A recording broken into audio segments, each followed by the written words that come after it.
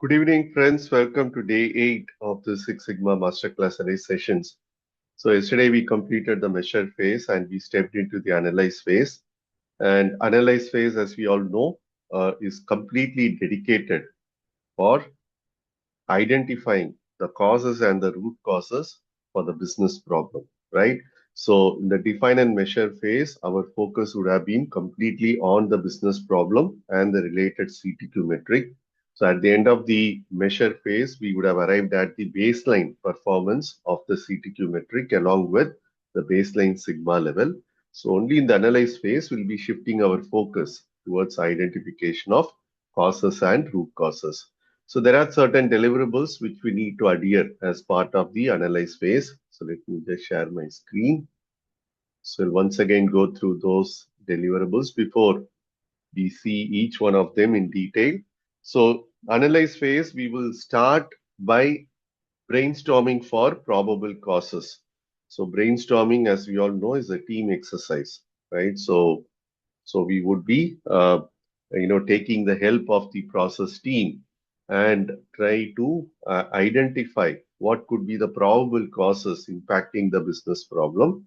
So each team member, whoever is invited for the brainstorming session, would be expected to contribute as many causes as possible. So that is the main idea behind this brainstorming session, right?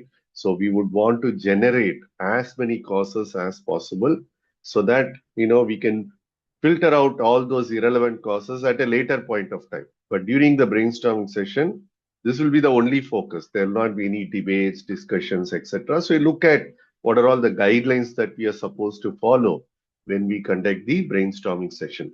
And once that is done and we have identified the set of causes impacting the business problem, so we will categorize all these causes in a pictorial format called cause and effect diagram.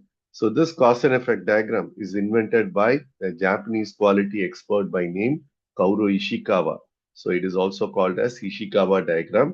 Since this would resemble a fishbone-like structure, so this is also called as a fishbone diagram. So more about cause and effect diagram we will see in detail.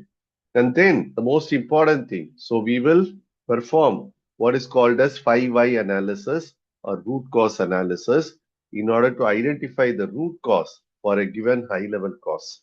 So if you want a permanent solution for your business problem, then we need to identify the root cause and attack the same. So if you are going to attack only the high level cause, then the business problem may resurface once again at a later point of time. So if you would want to completely eradicate the business problem once for all, then it's important for us to identify the root cause for a given business problem. And for that, we will be performing this exercise called 5 why analysis. So once that is done, we would have ideally identified something like 25 to 30 causes for a business problem.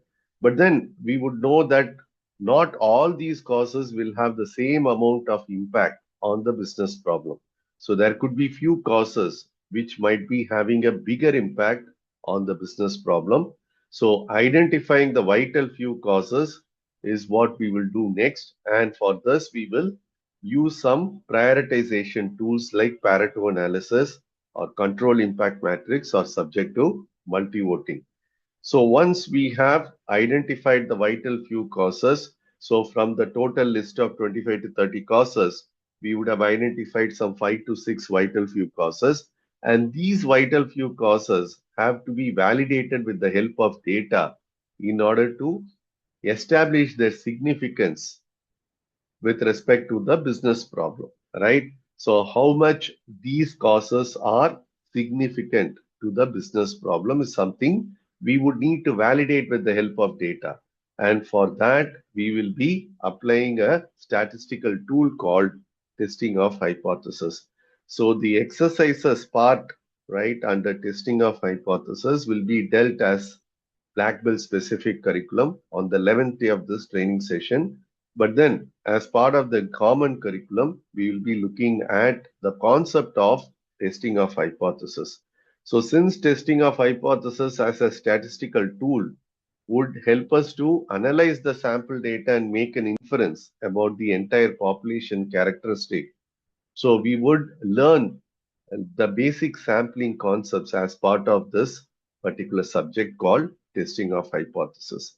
And then once we have established that these are, impactful causes as far as the business problem is concerned, with the help of data, we would then establish the relationship between cause and effect, first pictorially through scatter plot, and then we will measure objectively the strength of the relationship through correlation analysis.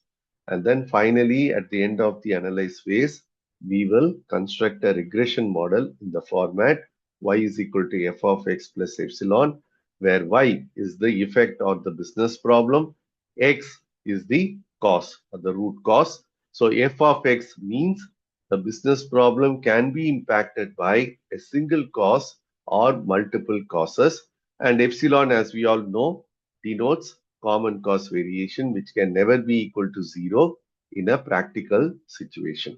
So let us look at all these deliverables in detail. So the first one is brainstorming for probable causes. So the project lead actually would convene this brainstorming meeting or the brainstorming session. So the project lead would identify people who are closely connected with the process, those employees who are closely connected with the process. So we need not go by the levels of the employees in the organization hierarchy.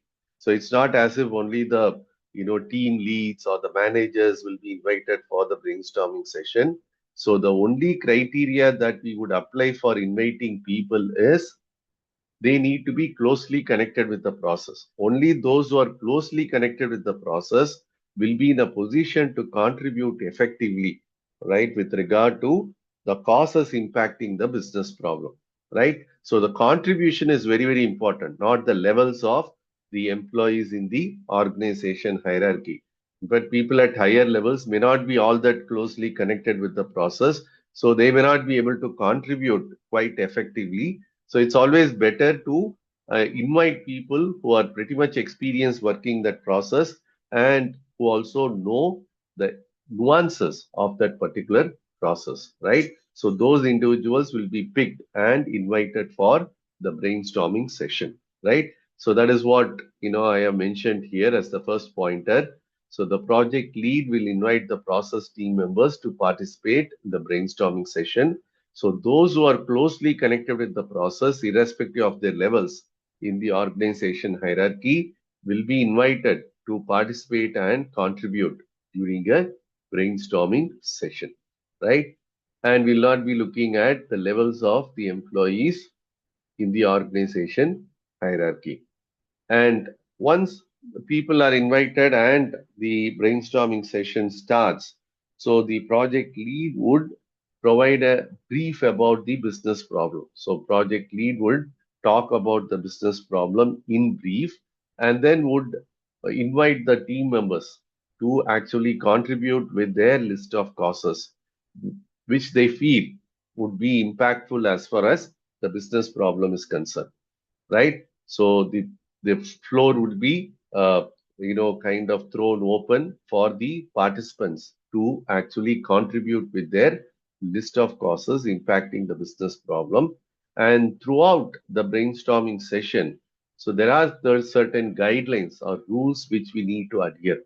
So what are those rules? First and foremost, each participating team member should be provided with equal opportunity to contribute. So we will not go by the levels of the employee in the organization hierarchy. So people occupying a higher level, even though they are invited for this brainstorming session, they will not be given extra opportunity to contribute. So each and every participating team member, irrespective of their levels in the organization hierarchy, will be provided with equal opportunities to contribute during the brainstorming session. So if a particular participant or a team member is not able to contribute during a particular round, the team member will get an opportunity in the next round because this brainstorming session will go for several rounds. So it will happen in a round robin basis. So each and every participating team member would get an opportunity to contribute. So if for some reason a particular team member is not able to contribute during a round, the same team member would be able to contribute in the subsequent rounds because it will go for several rounds, right? And the most important thing is there should not be any debates or discussions with regard to the merit of the contribution, right, during a brainstorming session. So no one would be allowed to debate or discuss about a particular cause, right, during a brainstorming session. So the only focus should be to generate as many causes as possible, right? So we'll not be even looking at whether a particular cause is relevant to the business problem or not. We will not be looking at whether a particular cause is a duplicate cause or not, right? So the only focus would be to generate as many causes as possible. After the brainstorming session is over, the project team can sit with the subject matter experts and then filter out those causes which they feel are not relevant to the business problem number one, and also those causes which could be duplicate causes. But all these things will happen after that brainstorming session gets over. But during the brainstorming session, we will not have any debates or discussions. We will not omit any contribution as well, right? So the project lead should ensure that the debates or discussions doesn't take place during a brainstorming session, and the team is completely focused on providing the list of causes impacting the business problem. And then the most important thing again, no one's contribution should be criticized. So these are all some of the important ground rules which we need to observe for the brainstorming session to be quite effective, right? So no one's contribution should be criticized. So if a particular contribution is criticized, what will happen? The person who has actually contributed that particular cause will stop contributing in the future, right? And we may not know some of the critical causes may actually lie with that particular individual. So we may not know some of the critical causes impacting the business problem might actually lie with that individual. So if that person is not going to open his or her mouth, then the loss will be for the project team. So obviously, the project lead should ensure that no one's contribution is criticized during the brainstorming session. And then finally, the brainstorming session should be a time restricted exercise. Since we are not going to allow for any debates or discussions during a brainstorming session, so it's important that we actually have the brainstorming session only for 15 to 30 minutes, not more than that, right? So within 30 minutes, the team should be able to effectively, contribute with the list of causes impacting the business problem. So only if it goes beyond 30 minutes, then people will uh, you know, feel motivated to have a debate or discussion about the contributions, right?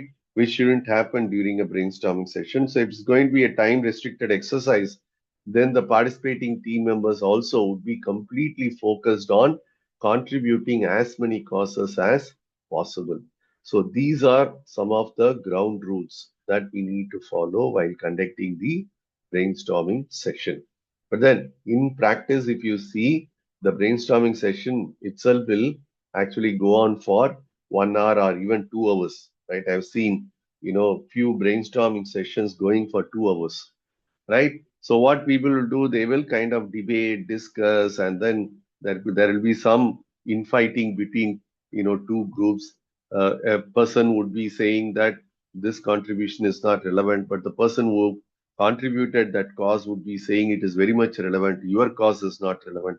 So there could be a lot of infighting going on, and at the end of the 2 hour exercise or 1 hour exercise, the team would have hardly come up with the list of causes. So they would have just identified some 6 to 10 causes in total, right? So which definitely is not sufficient for us to proceed any further. So the brainstorming session would be considered as a very big failure. So for the brainstorming session to be quite effective, so these guidelines, simple guidelines, have to be followed, right, by the participating team members and the project lead who is going to play the role of a moderator during this brainstorming session should ensure that all these ground rules are properly adhered by the participating team members. And once we have the list of causes identified, so we will then categorize all these causes in a pictorial format called cause and effect diagram, right? Once the causes are finalized after the brainstorming session, as I told you, the project team can always sit with the subject matter experts and then finalize on the list of causes. So they would have come up with something like 25 to 30 causes.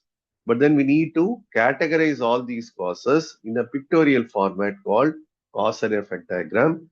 As I told you, this cause and effect diagram is invented by a Japanese quality expert by name Kaoru Ishikawa, and hence it is also called as Ishikawa diagram.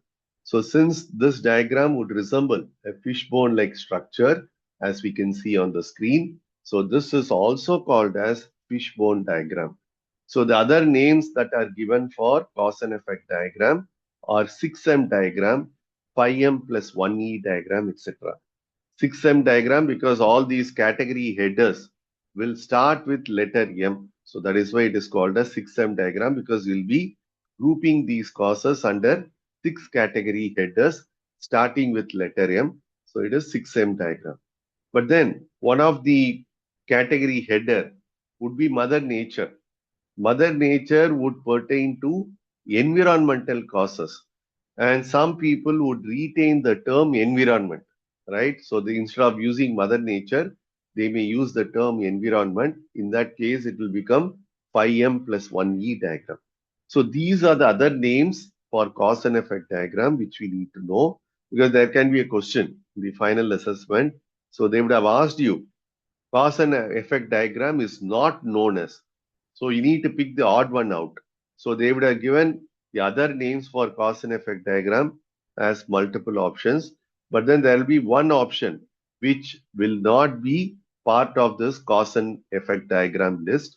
So that could be your affinity diagram. So affinity diagram is not under cause and effect diagram. So we need to pick that one as the odd tool out, right? So they would have asked which one is not known as cause and effect diagram. So we need to pick that affinity diagram from the multiple choice as the right answer. So there can be a question on this. So hence, I've given all possible names, given for this cause and effect diagram, right? So as we can see, the category headers under which all these causes will be grouped into can be man, machine, method, material, measurement, and Mother Nature. So, Mother Nature, as I told you, is nothing but the environmental causes. So, these are the 6 generic headers under which we can always group the identified causes.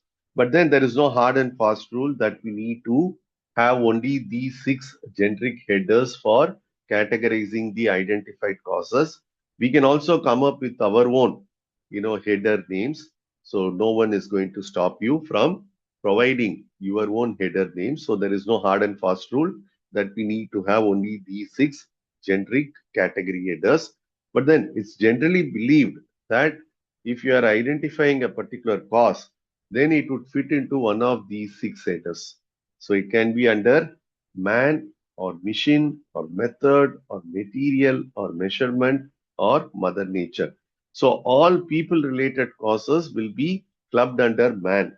Say for example, uh, causes like higher attrition, higher absenteeism, lack of skill set. So all people related issues will be grouped under man. All system related causes will be grouped under mission. So the system downtime, the slowness of the system. So any software becoming corrupt or any hardware not functioning properly. So all system related causes due to which the business problem has happened will be clubbed under mission. All process related causes will be grouped under method, and all input related causes will be grouped under material, and then all metric related causes will be grouped under measurement. And as I told you, all environmental causes will be grouped under Mother Nature, right? So for a business problem, we can group the identified causes under these common generic headers, right? Man, machine, method, material, measurement, and Mother Nature. So there is a example given here, so you can just go through this at a later point of time. But then if you're stuck, right, with regard to identifying the causes that might have an impact on the business problem, you can also take the help of the AI tool. Because as I told you, AI tool will actually provide you with the clue or the hint, right? So based on that, you can always develop, right, further. But then if you are clueless as to where we need to start identifying the causes, you can always take the help of the AI tool. So for identifying the probable causes for a particular business problem, let us assume the business problem to be higher number of errors in invoice processing activity, and let us ask AI to identify the causes under these six common headers, right? So the business problem is higher number of errors in invoice processing. Identify the probable causes under man, machine, method, material, measurement, and other nature. So when we provide this, so the AI will come up with the list of causes it feels are quite appropriate under all these six generic categories. So when it comes to man, it says inadequate training leads to manual data entry mistakes, right? Or fatigue or high workload among the processors can also contribute to errors in the invoice processing activity. And with regard to machine, outdated or glitchy scanning software fails to capture the data accurately from the invoices, right? Method, so weak approval workflows will allow unchecked errors. So there has to be a proper checks and balances, right, in the workflow. So if that is not available, then it might actually result in errors happening, the invoice processing activity.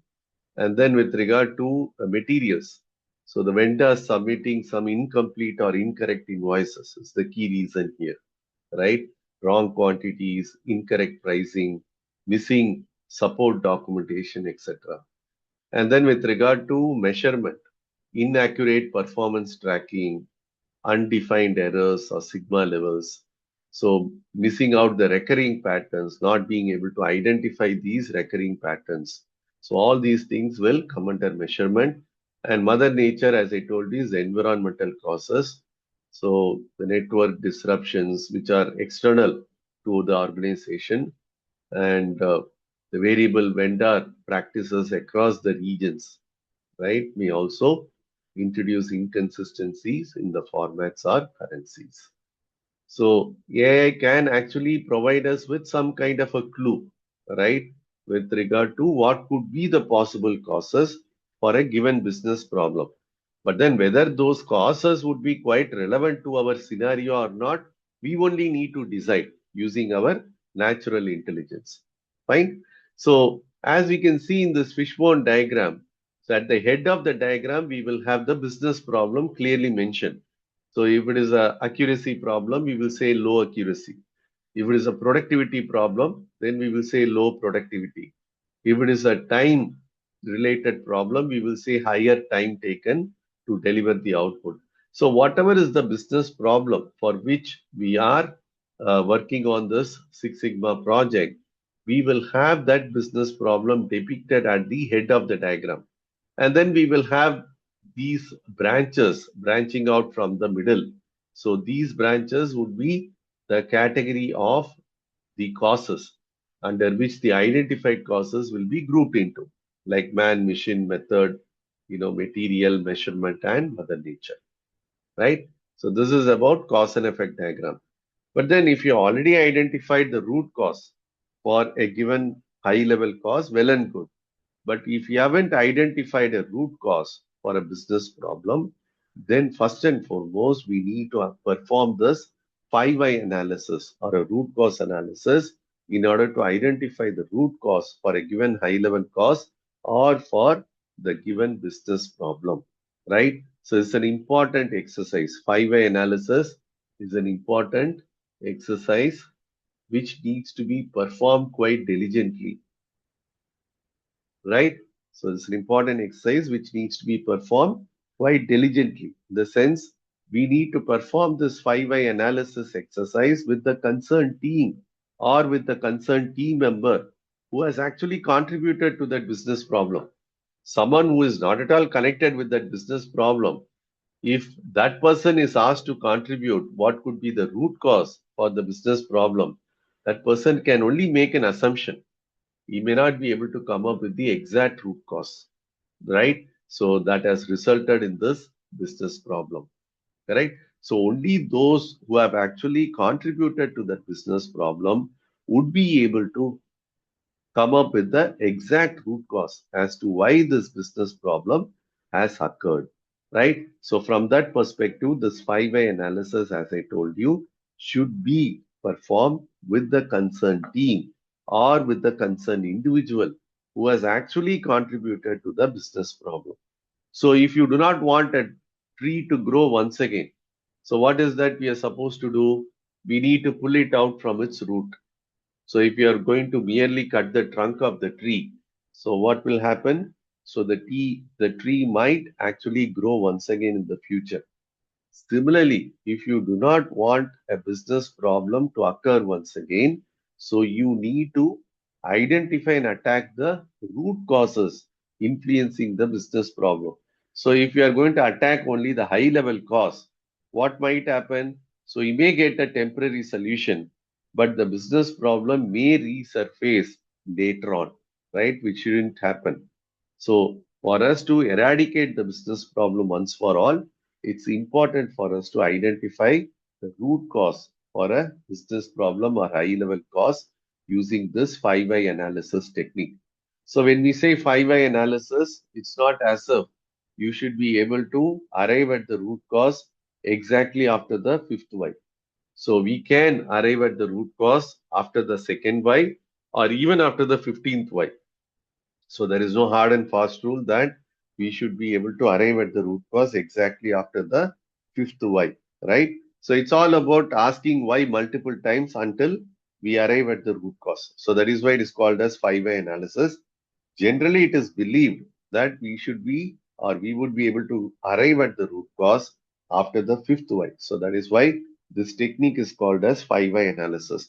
So there can also be a role play with regard to 5 why analysis where a person, would keep asking why multiple times until the respondent comes up with the proper root cause for a given business problem or for a given high level cause. Now, why this exercise is very, very important?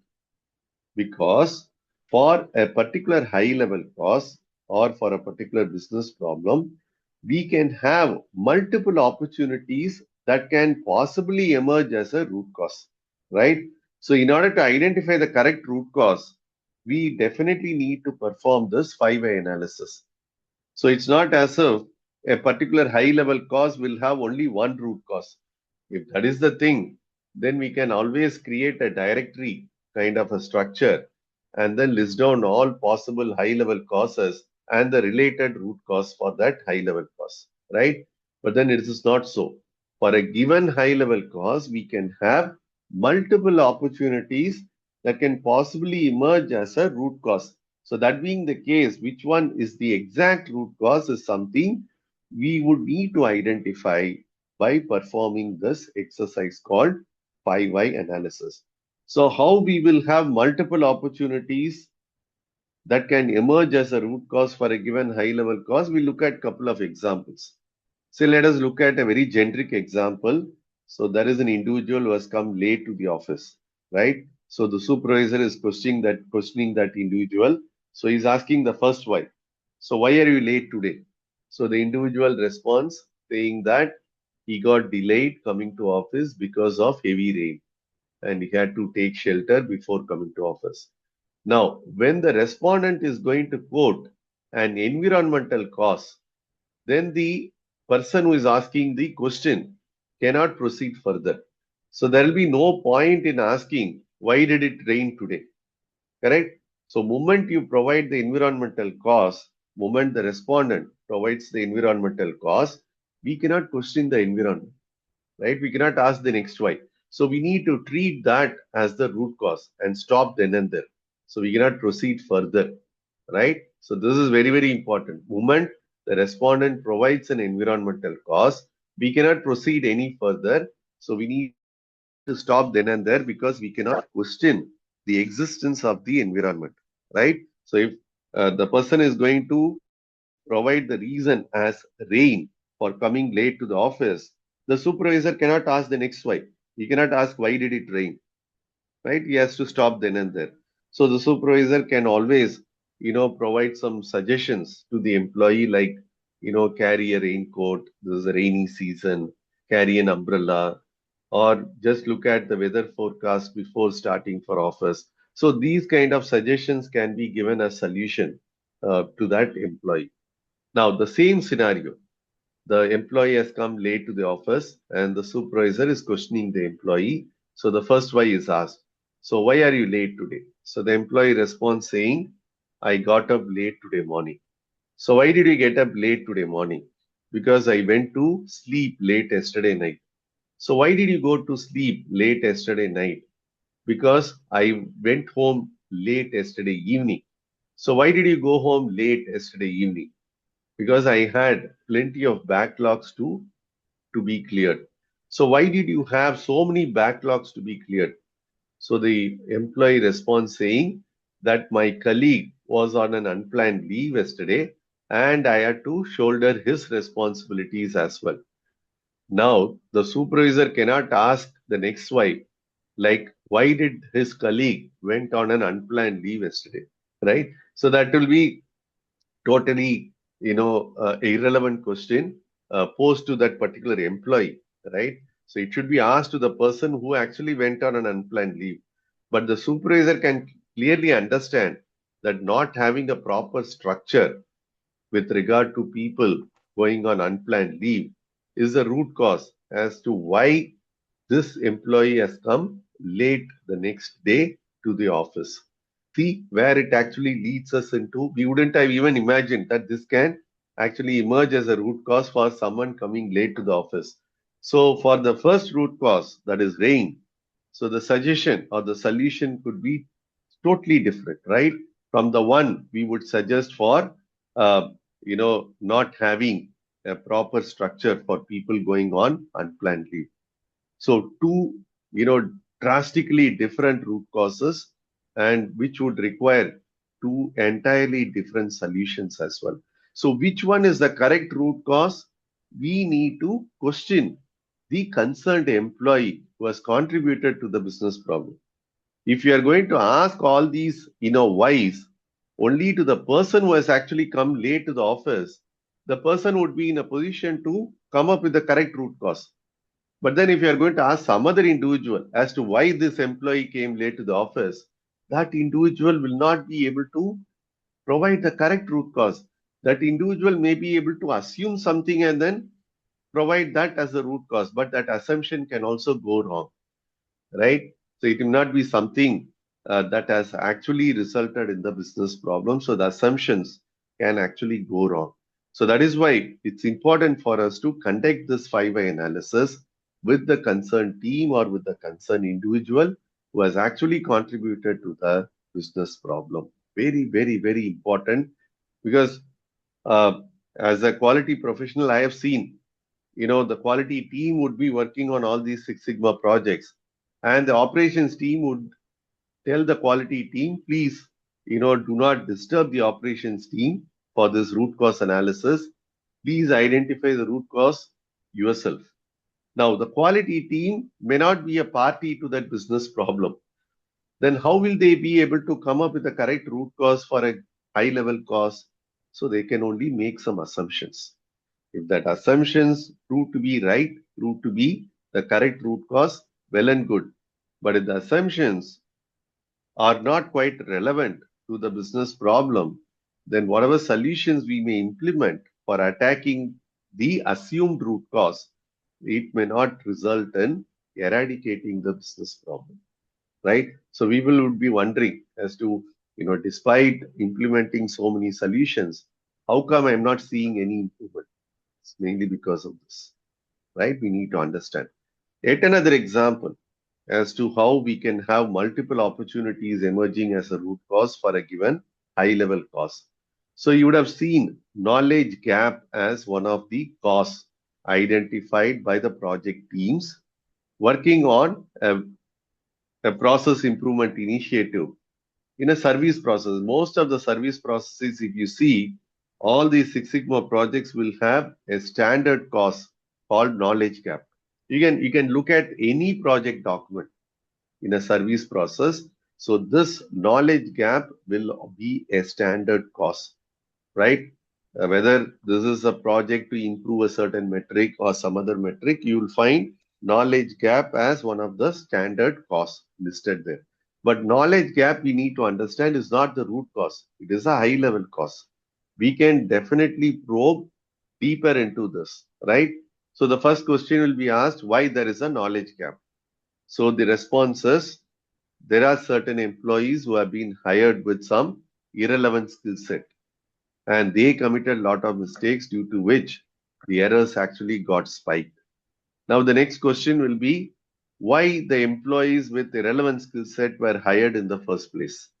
So, the response is the HR team did not have a proper job description provided by the delivery team before they hired all these employees. Now, the root cause we can clearly understand that not having a proper job description provided by the delivery team to the HR team is the problem here, right? So we can always suggest the HR team to not proceed with the hiring exercise unless and until the job description is provided by the delivery team. And we can also tell the delivery team very clearly that unless and until you provide the job description to the HR team, the HR team will not proceed any further with regard to the hiring exercise, right? So this can be the solution for this. Again, the knowledge gap as the high level cause. So why there is a knowledge gap? Because the employees working this process were not trained on the recent process updates and they committed a lot of mistakes pertaining to the scenarios, right, concerning with the recent process updates. Now, why the employees were not trained with regard to the recent process updates? So the answer is the primary trainer has gone on a planned leave and there is no backup trainer in the process. Now you can clearly understand not having a proper backup trainer for the primary trainer is the root cause for this particular issue, right? So the employees were not trained and they had to wait till the primary trainer comes back and joins the office. And meanwhile, the process is not going to stop. So with whatever updates that has flown in, so the process will keep going. So people working without even understanding what updates have actually flown in, obviously will commit a lot of mistakes, right? So not having a proper backup trainer is the root cause here. So you can see two different root causes for a single high level cause. So which one is relevant for the business problem I am facing is something that we need to decide, right? The person who has actually contributed to the business problem should actually decide as to which one is relevant. Fine. So we can, list down lot of examples wherein we will have multiple opportunities emerging as a root cause for a given high level cause or a business problem. So it is our duty to identify the correct root cause so that whatever efforts we put in for implementing the solution will not go as a waste. But then if you are coming up with an assumed root cause and which is not quite relevant to the existing business problem, then in that case, whatever solutions you implement to attack the root cause will not help us to solve the business problem. Clear? And many of us may think that root cause analysis needs to be performed only when there is a negative happening. in the process, right? So only when we face, higher number of errors, only when we have, issues with the timely delivery, right? So only when there are negative happenings in the process, we need to perform this root cause analysis. But we need to understand this root cause analysis can also be performed with regard to some positive happening in the process. Say, for example, so there is a process wherein majority of the employees are committing lot of mistakes on a consistent basis. But you'll always find few employees, probably a handful of employees, right, consistently performing well. But then have you ever questioned as to why these guys alone are able to consistently perform so well, while majority of the people are struggling to cope up with this process? How come these guys alone are able to perform well so consistently? So when we perform a root cause analysis as to how come these guys alone are able to perform well so consistently, we will be able to arrive at certain best practices followed by these individuals. And these best practices could very well be your solutions that you are looking for to eradicate the business problem. So these best practices can be replicated, and the other employees can be asked to follow these best practices and ensure that errors do not happen, right? So these kind of probing can be done, and this root cause analysis can be applied even when there is a positive happening in the process. And as we can see, when the solutions are pretty much available internal to the team, we need not go and search for solutions external to the team, right? So many of us may think that the solutions need to be searched outside, but it may be available well within the team itself. So when we actually identify those people who are consistently performing well and then perform this root cause analysis in order to understand, how come these guys alone are able to perform so well. So you can definitely come up with all these best practices, right? So this is about the root cause analysis, even though I've just kind of written a one-liner, such an important exercise that I had to spend some time to explain to you the importance of this entire root cause analysis exercise.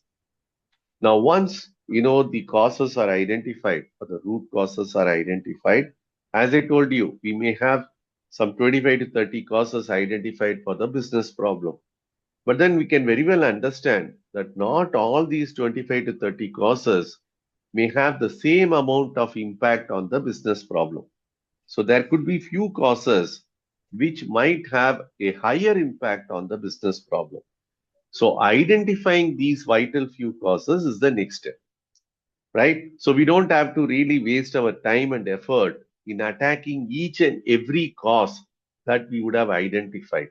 So if you are going to attack all the 25 to 30 causes, obviously it will take a longer duration for you to complete the project exercise.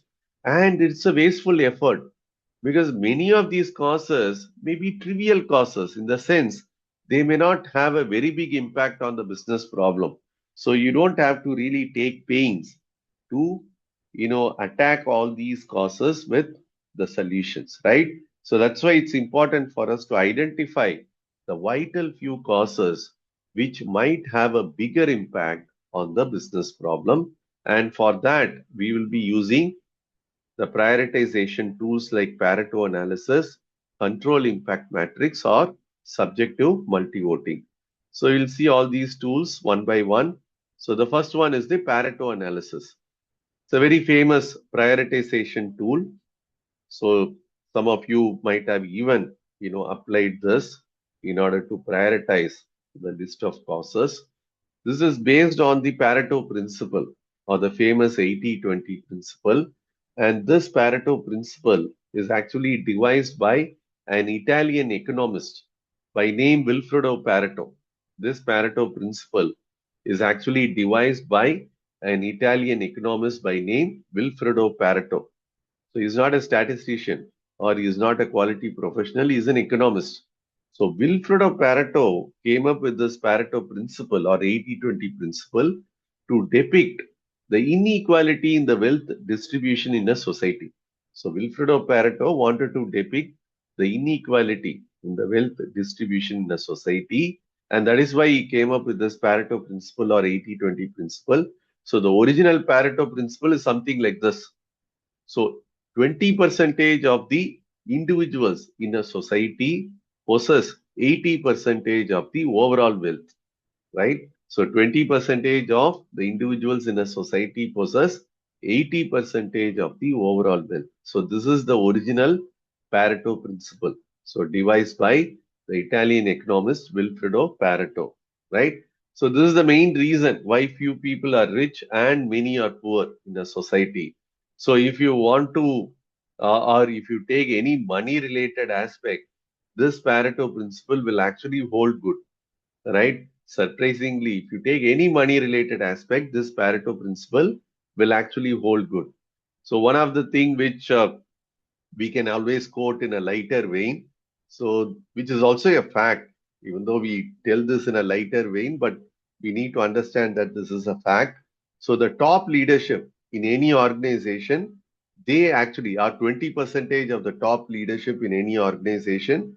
They take away 80 percentage of the salary paid. Correct? So that's why I told you any money related matter, this Pareto principle will actually hold good. 20 percentage of the top executives in an organization take away 80 percentage of the salary paid, right? But then it was Joseph Juran, a quality expert, who actually translated this Pareto principle and depicted this in terms of causes and problem. So Joseph Juran said 20 percentage of the vital few causes may contribute to 80 percentage of the overall problem. So meaning if you are able to identify and attack these 20 percentage vital few causes, you would be able to solve 80 percentage of the overall problem. So that is the meaning of this. So we should not take 80-20 in a literal sense. So we cannot, expect to have exactly 20 percentage of the identified causes as vital few causes. So it could work out to 30% or it may even be 15%. We do not know, right?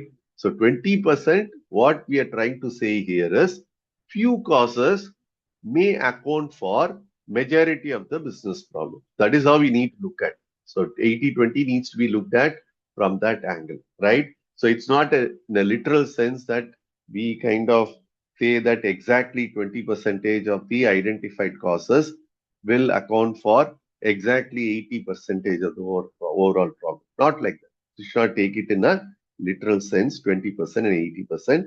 So what we are trying to say, few causes, right, may have a bigger impact on the business problem. So that is the Pareto principle.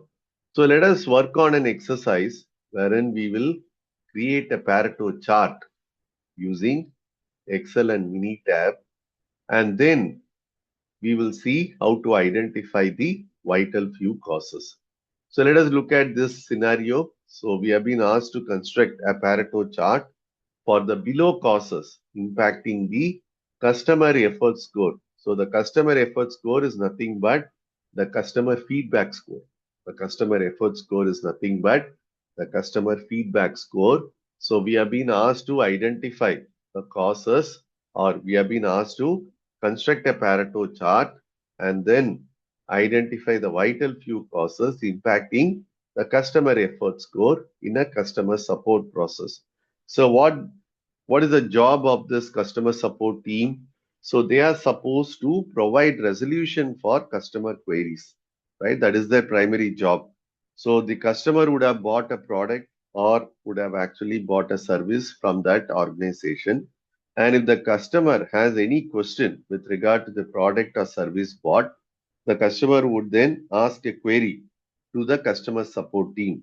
So the customer support team executive is supposed to look into that query and provide a proper resolution to the customer. So the customer is going to be happy with the resolution provided, then the customer obviously would provide a very good feedback score. But on the other hand, if the customer is not going to be happy with the resolution provided or is not happy with the experience of interacting with the customer support team, then the customer obviously will provide a poor feedback score. And that is what has happened here. So the team has identified the following causes, right, which has resulted in the poor feedback score provided by the customer.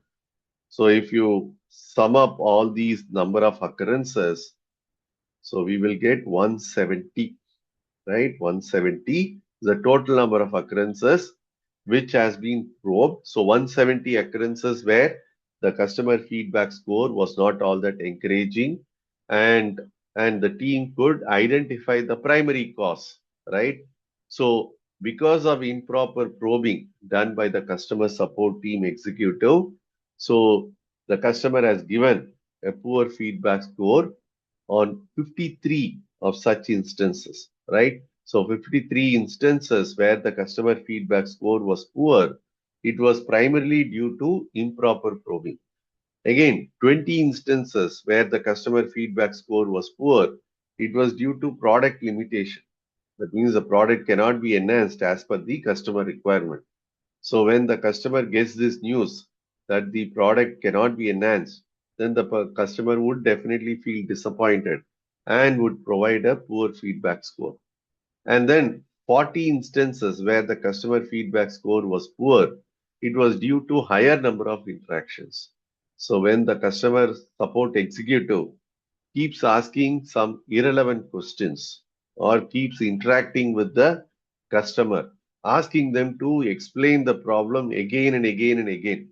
There could be multiple people interacting with the customer. So we ourselves would have faced all these things, right, as a customer.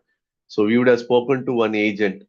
Next time when we make a call, we'll be speaking to some other agent, and that agent will ask us to explain the problem right from the beginning, right? So it will keep going like this. So higher number of interactions also will make the customer frustrated and might end up with the customer providing a poor feedback score. So like this, we have identified the primary cause or the list of primary causes impacting the customer feedback score, the poor customer feedback score, right? So 170 instances where the customer feedback was very, very poor were taken into consideration. And this is the split that we have for all these identified causes. Now for this, we need to construct a Pareto chart and then identify the vital few causes. So if you want to kind of construct the Pareto chart manually, or if you want to construct it, with the help of the Excel, or Excel itself has got, features to, uh, create a Pareto chart, right? So we don't have to really construct manually, but then in Excel format, it will be slightly difficult for us to understand. There won't be any data displayed in that Excel format, unlike the mini tab output, where we will also have the data displayed. So we need to understand what is the data projected there under that Pareto chart, right? So this is very important for us to understand that. So that is why, we will first perform certain manual calculations, and then we will see how to construct the Pareto chart using mini tab and Excel, right?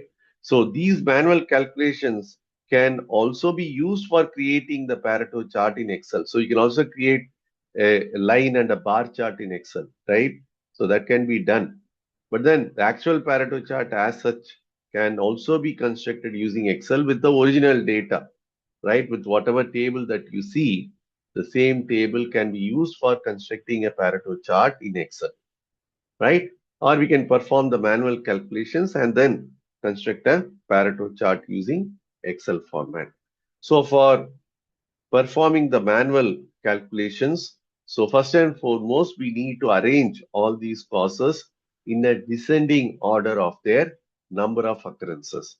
And this is what we would call as the frequency distribution, right? So we need to first and foremost arrange the list of causes in a descending order of their number of occurrences.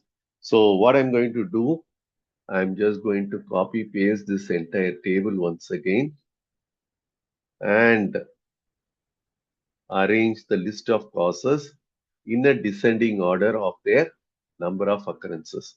So improper probing obviously can be retained at the top spot. So 53 is the number of occurrences due to improper probing.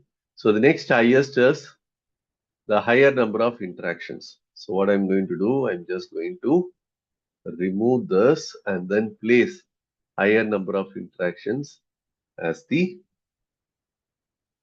second in the list, right? And then we have tickets closed without resolution as the third in the list. So I'm trying to arrange all these causes in a descending order of their number of occurrences. And the fourth one will be the product limitation. So this can be placed as the fourth one. And the fifth and sixth can be retained as it is. So we have the causes arranged in a descending order of their number of occurrences, right? So the total anyway should come to 170. The next column, when we perform the manual calculation, we need to calculate the percentage contribution of each and every cause, right? So the percentage frequency is what we would call. So this can be calculated by simply dividing the number of occurrences pertaining to a particular cause with the total number of occurrences, right? So this can be expressed as a percentage value, and we can always round this off to 2 decimal places. So the total number of occurrences will be a common denominator, right? So this can be freezed so that I'm able to copy paste the formula. So this will be a common denominator. Now I can copy paste the formula for all the other causes. Right, as we can see, the percentage contribution of each and every cause keeps decreasing as we go down the line because we have already arranged the causes in a descending order, right? And if you are going to total the percentage values, it should come to 100%. So if it doesn't come to 100%, that means we have committed some mistake. So the total should work out to 100%, right? If you're not getting 100%, as I told you, it means that you have committed some mistake. And in the next column, we will come up with what is called percentage cumulative frequency. Percentage cumulative frequency. So what is this percentage cumulative frequency?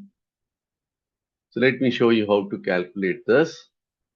So for the first cause, improper probing, so the percentage frequency will be replicated as percentage cumulative frequency as well. So it will start with 31.18%, right? For the second cause, the percentage cumulative frequency will be the percentage frequency of that cause plus the percentage cumulative frequency of the previous cause. So the percentage frequency of that second cause plus the percentage cumulative frequency of the previous cause. So it will keep, increasing like this. And for the third one, it will be the percentage frequency of that third cause plus the percentage cumulative frequency of the second cause. So like this, it will keep going till the final cause. And for the final cause, the percentage cumulative frequency will be 100%. So if you're not ending with 100%, it means you have done some mistake in your calculation, right? So these are all some of the checkpoints which we can use for validating whether we have done the calculations correctly or not. So the percentage frequency values, if you are going to sum up, it should come to 100%. And the percentage cumulative frequency that you calculate for each and every cause should actually end with 100% for the final cause.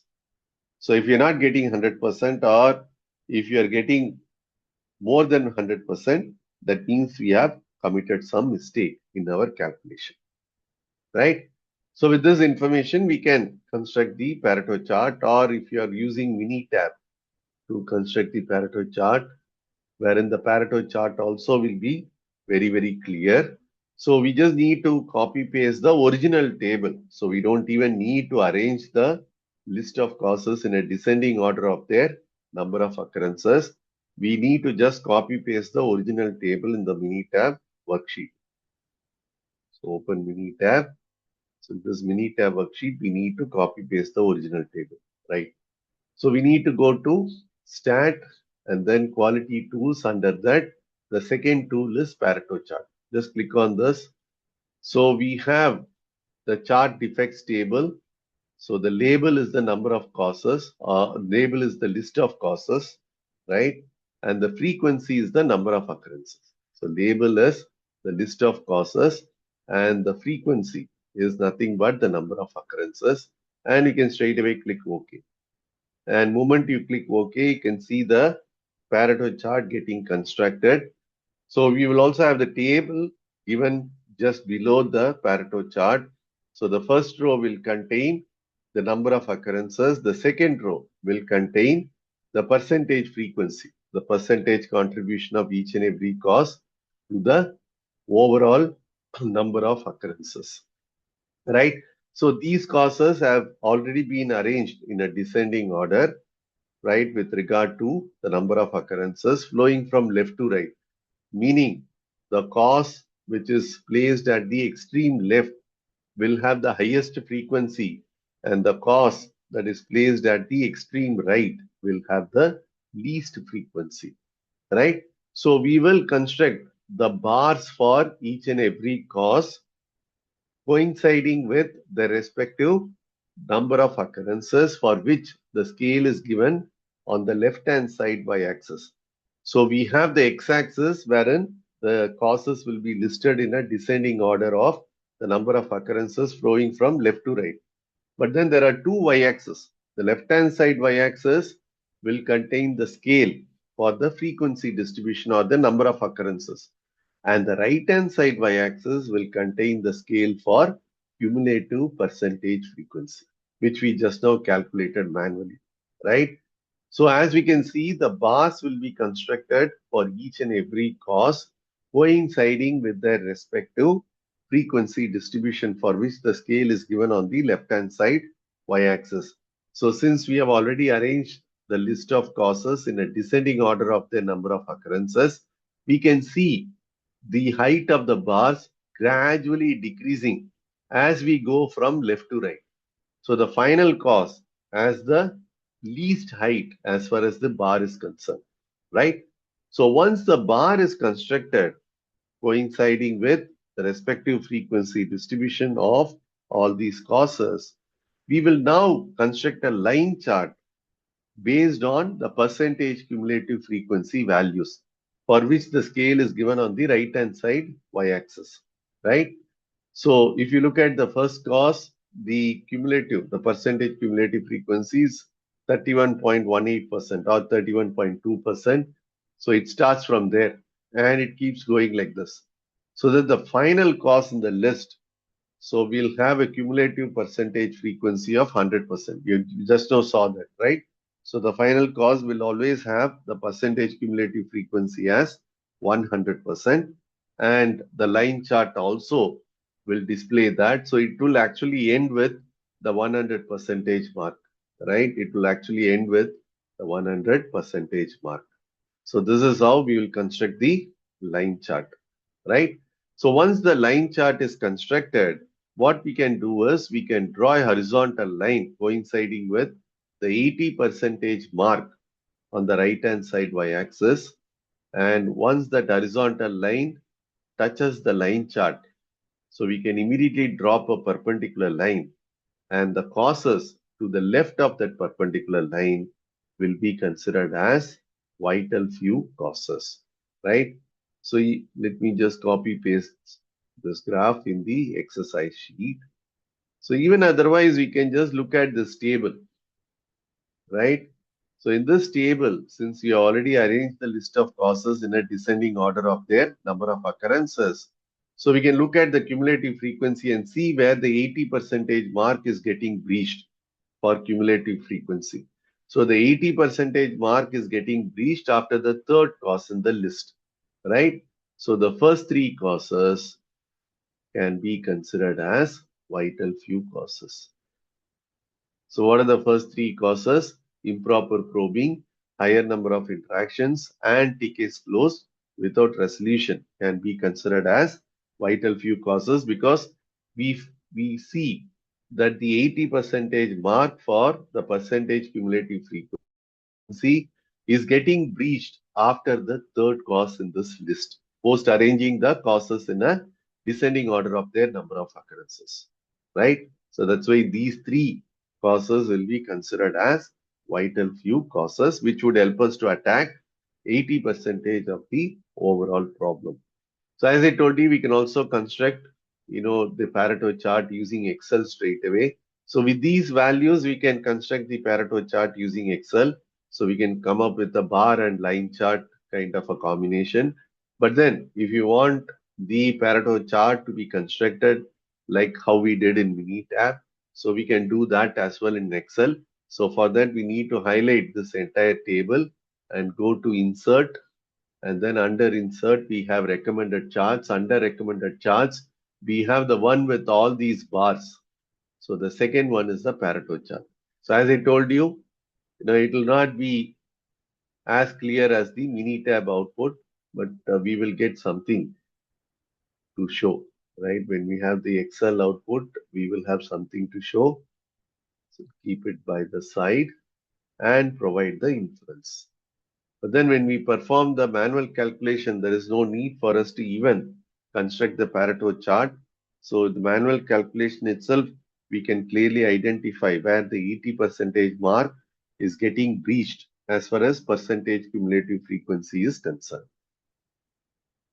So the inference will be, since the 80 percentage mark for percentage cumulative frequency is getting breached after the third cause, post arranging them in a descending order of their number of occurrences, we can identify improper in higher number of interactions and tickets closed without resolution as vital few causes, right?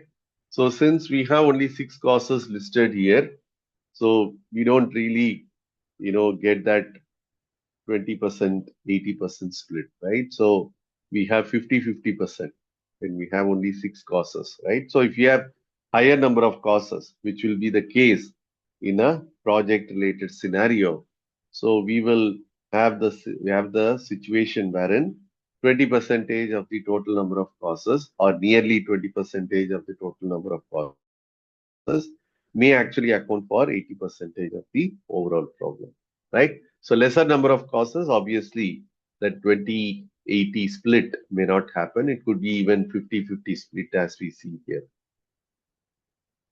Fine. So this is about the Pareto analysis to identify the vital few causes.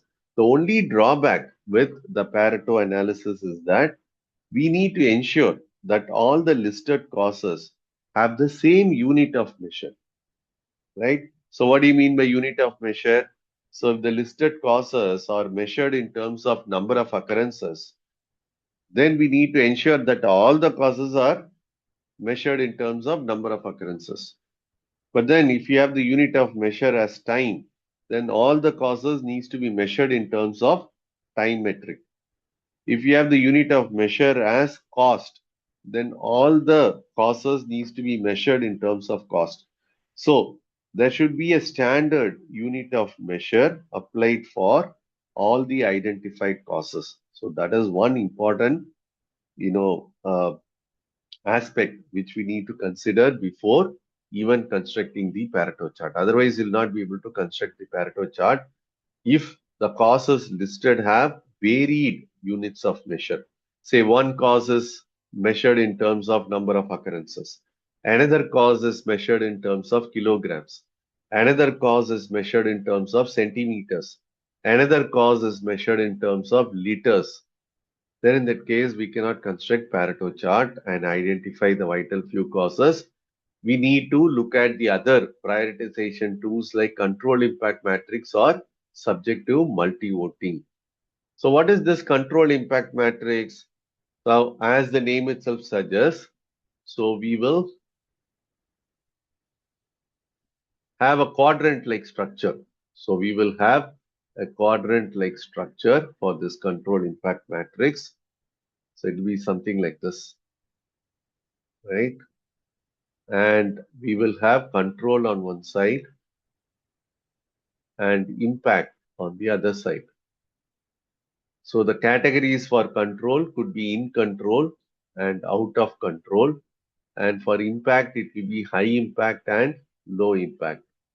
And then looking at each and every cause, and then in discussions with the subject matter experts, we will place them in the appropriate quadrant.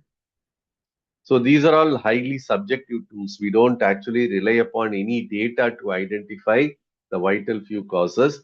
We will go with the suggestions given by the subject matter experts. So based on that, I'll be placing the causes in the appropriate quadrant, right? So which one you will prioritize? Obviously, the causes in the first quadrant, like in control and high impactful causes will be prioritized first. And my second priority will be in control and low impact. So even though these causes are less impactful, but then they are pretty much within my control and I will be able to kind of attack them, right, within my team itself. So in control means quick fix. So that could be my second priority. And the third one could be out of control and high impact. So even though all these causes might actually require the support of some external team to attack the same. So since these causes provide me some good benefits, so I will have this as my third priority. But then the final one, out of control and low impact, something that I will not even consider. So this is how I will construct the control impact matrix and then identify the vital few causes. Again, it's out and out a subjective tool, so we don't rely upon data for identifying the vital few causes. So we'll always go with the suggestions given by the subject matter experts. The next one is the subjective multi-voting. Again, as the name itself suggests, highly subjective tool. So what is this? So this exercise, we will select a group of employees who are closely connected with the process, and we'll provide them with the list of causes that the entire team has identified, and we'll ask them to rate in the scale of 1 to 5, right, for each and every cause. So 1 being the cause is least significant with respect to the business problem, and 5 being the cause is most significant with respect to the business problem. So 1 being the cause is least significant to the business problem, and 5 being the cause is most significant to the business problem, right? So once the rating is provided by the entire team, the project lead would then collate the rating scores, right, for each and every cause. So the project lead would then collate the rating scores and then come up with the cumulative rating for each and every cause. So cumulative rating is the rating that has been summed up for each and every cause. So, multiple team members would have given their own rating scores for a particular cause. So the project lead would then come up with the total score, total rating score for the list of causes. And once that is done, the project lead can always, stack rank them, uh, right? That the cause with the highest cumulative rating score will be at the top of the list, and the cause with the least cumulative rating score will be at the bottom of the list. The project lead can decide that the first 5 or 6 rank causes can be treated as vital few causes, right? Again, it all depends on the rating scores given by the process team members, which would determine, which of these causes are vital few causes, right? So this is about subjective multi-voting. So again, I repeat, a group of process team members will be provided with a list of causes and they will be asked to rate each and every cause in that list in the scale of 1 to 5, 1 being the cause is least significant to the business problem and 5 being the cause is most significant to the business problem.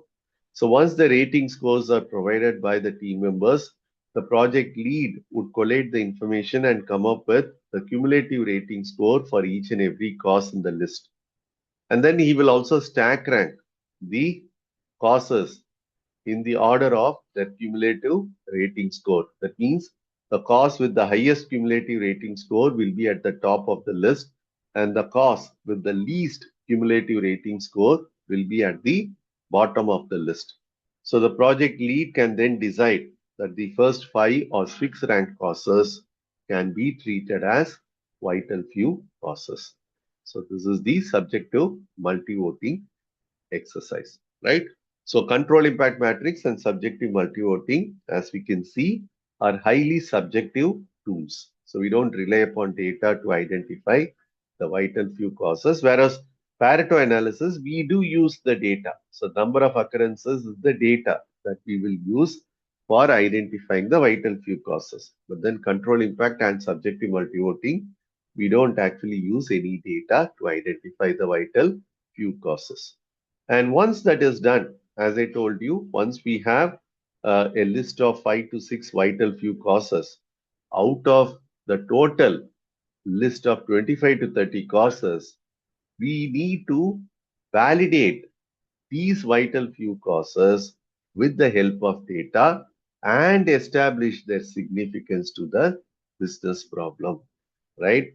So far, it has been only the perceptions, right? So I perceive that this could be a cause for the business problem, so I have included it as a cause, right?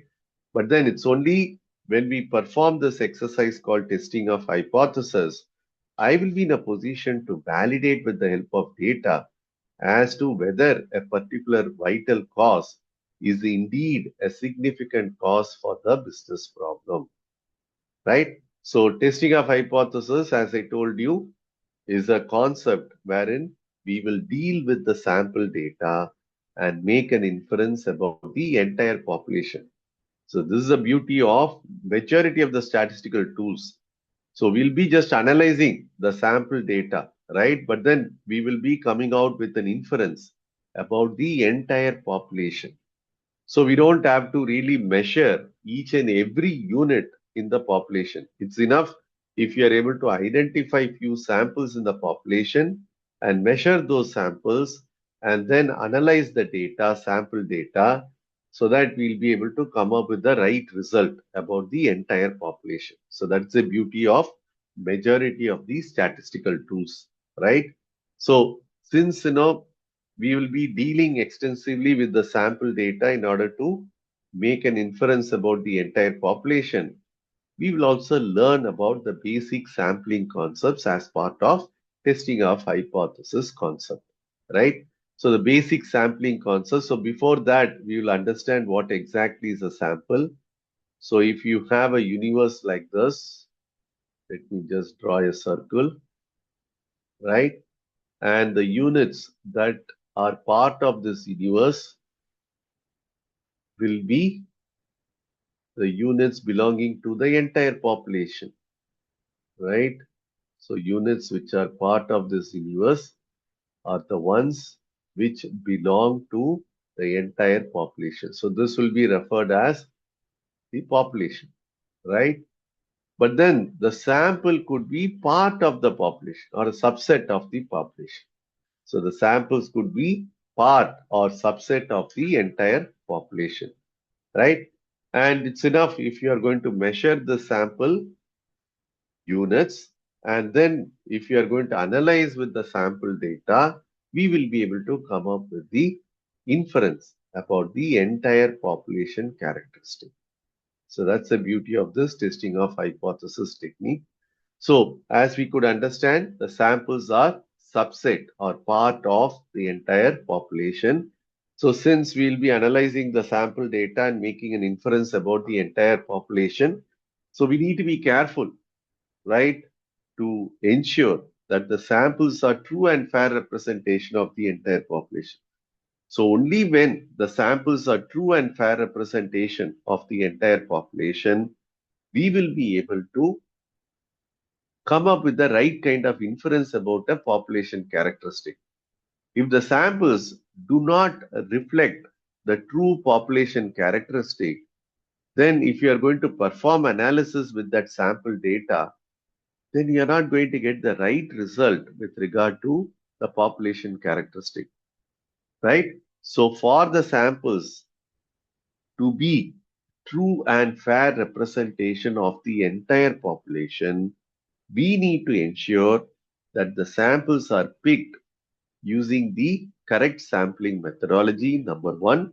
And we also need to ensure that we determine the appropriate sample size.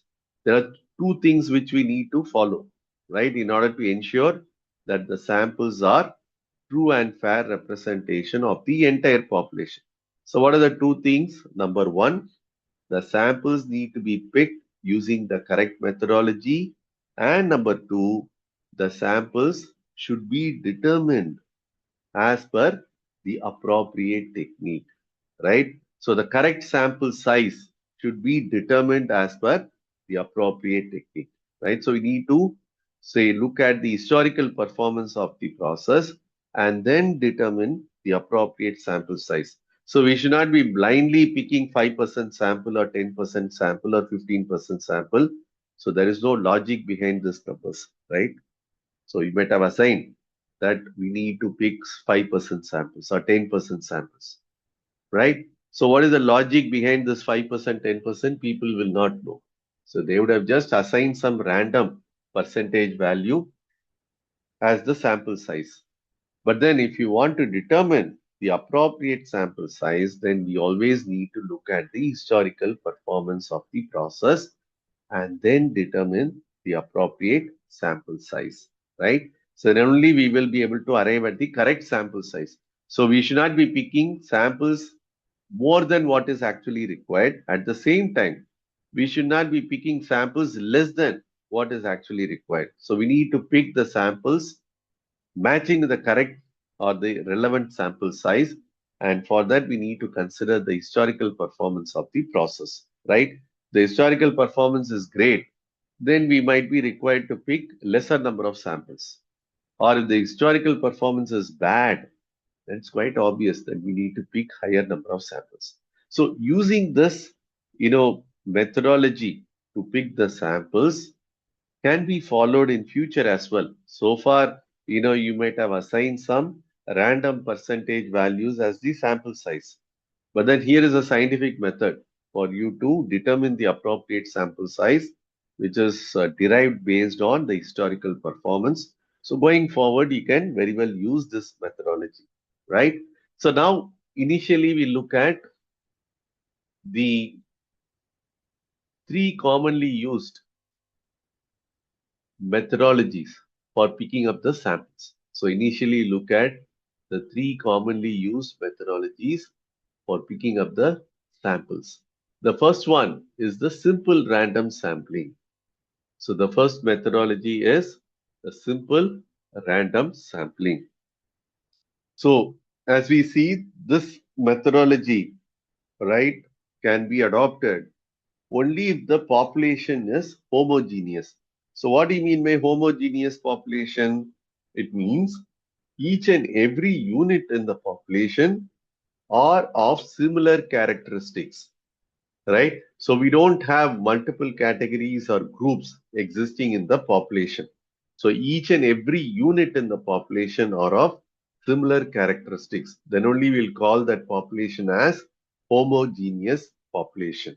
So when we have a homogeneous population, so we can adopt this simple random sampling methodology where the samples will be picked at random from the population lot, right? Where the samples will be picked at random from the population lot. And the beauty of this simple random sampling methodology is that each and every unit in the population lot has an equal opportunity of being picked as a sample, right? So each and every unit in the population lot has an equal opportunity of being picked as a sample. So even though here in this diagram, just to make you understand what exactly is a sample, so I have probably marked a particular area in the population space, but then it's not so, right? So samples can be picked from anywhere, right? It can be picked from below, it can be picked from the top, from the left, from the right, anywhere, or from the center, right? So each and every unit in the population lot will have an equal opportunity of being picked as a sample. So this is the characteristic of the simple random sampling. So in fact, there can be a question on this. The simple random sampling would involve or would refer to all the units in the population having this equal opportunity of being picked as a sample. So that's the option that we need to tick for simple random sampling methodology. But then if you have multiple categories existing in the population, right? So you have multiple categories existing in the population, then we need to use what is called stratified random sampling. So if you have multiple categories or groups existing in the population, which would be the case in majority of the practical scenarios, then we need to use what is called stratified random sampling. So what is the stratified random sampling? So first and foremost, we need to identify the multiple categories existing in the population lot. So there may be two categories, or there may be three categories, or four categories, whatever be the number. So we need to identify the multiple categories existing in the population lot. So that is the first step. Say, for example, I'm talking about transactions. So we have simple transactions and complex transactions as the two categories in the population lot.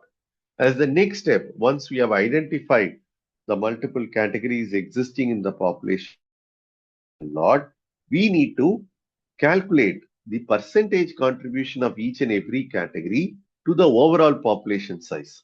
So we need to calculate the percentage contribution of each and every category to the overall population size.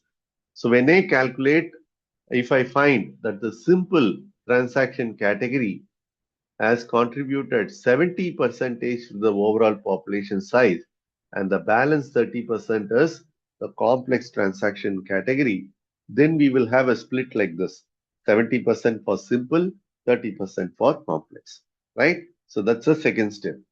Third step, we need to determine the overall sample size. So we need to determine the overall sample size. So for calculation convenience, let me assume that the overall sample size is 100. Let me assume the overall sample size is 100. The overall sample size can be any value. So it all depends on the historical performance, and we need to use the correct methodology that we are going to see in a short while for determining the appropriate sample size. But then let me assume that the overall sample size is 100. Then how will we apportion the sample size to the multiple categories existing in the population? So that will be based on the percentage contribution of that particular category to the overall population size. So when we have 70 percentage as the percentage contribution made by the simple category to the overall population size, so when we have 100 as the overall sample size, I will assign or apportion 70 samples pertaining to the simple transaction category. And the balance 30 samples will be assigned to the complex transaction category. So this split is done. The sample size split is done based on the percentage contribution of these multiple categories to the overall population size. Clear? Now, how will I pick these 70 samples or 30 samples from the respective population category lot? I will pick these samples in a random manner from the respective population category lot. So there will be a separate population lot for simple transactions. So I will pick 70 samples from that lot using random sampling. Similarly, there will be a separate place for the complex transactions. So I will pick 30 samples from that lot using random sampling. So hence this methodology is called as stratified random sampling. So first we stratify the entire population in terms of categories or groups, and then calculate the percentage contribution of each and every category to the overall population size.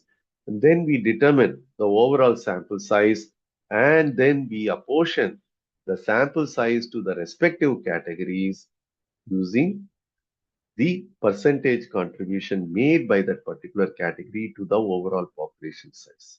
And then we will pick the samples in a random manner from that specific population category lot. So this is the stratified random sampling. And the third methodology that we have is systematic sampling. As the name itself suggests, the samples here will be picked in a structured manner. And this systematic sampling can be adopted only when we have a production taking place in a sequence, that is one after another. So only when we have the production taking place in a sequence, that is one after another, we will be able to adopt this systematic sampling. Say, for example, you would have seen these bottling companies.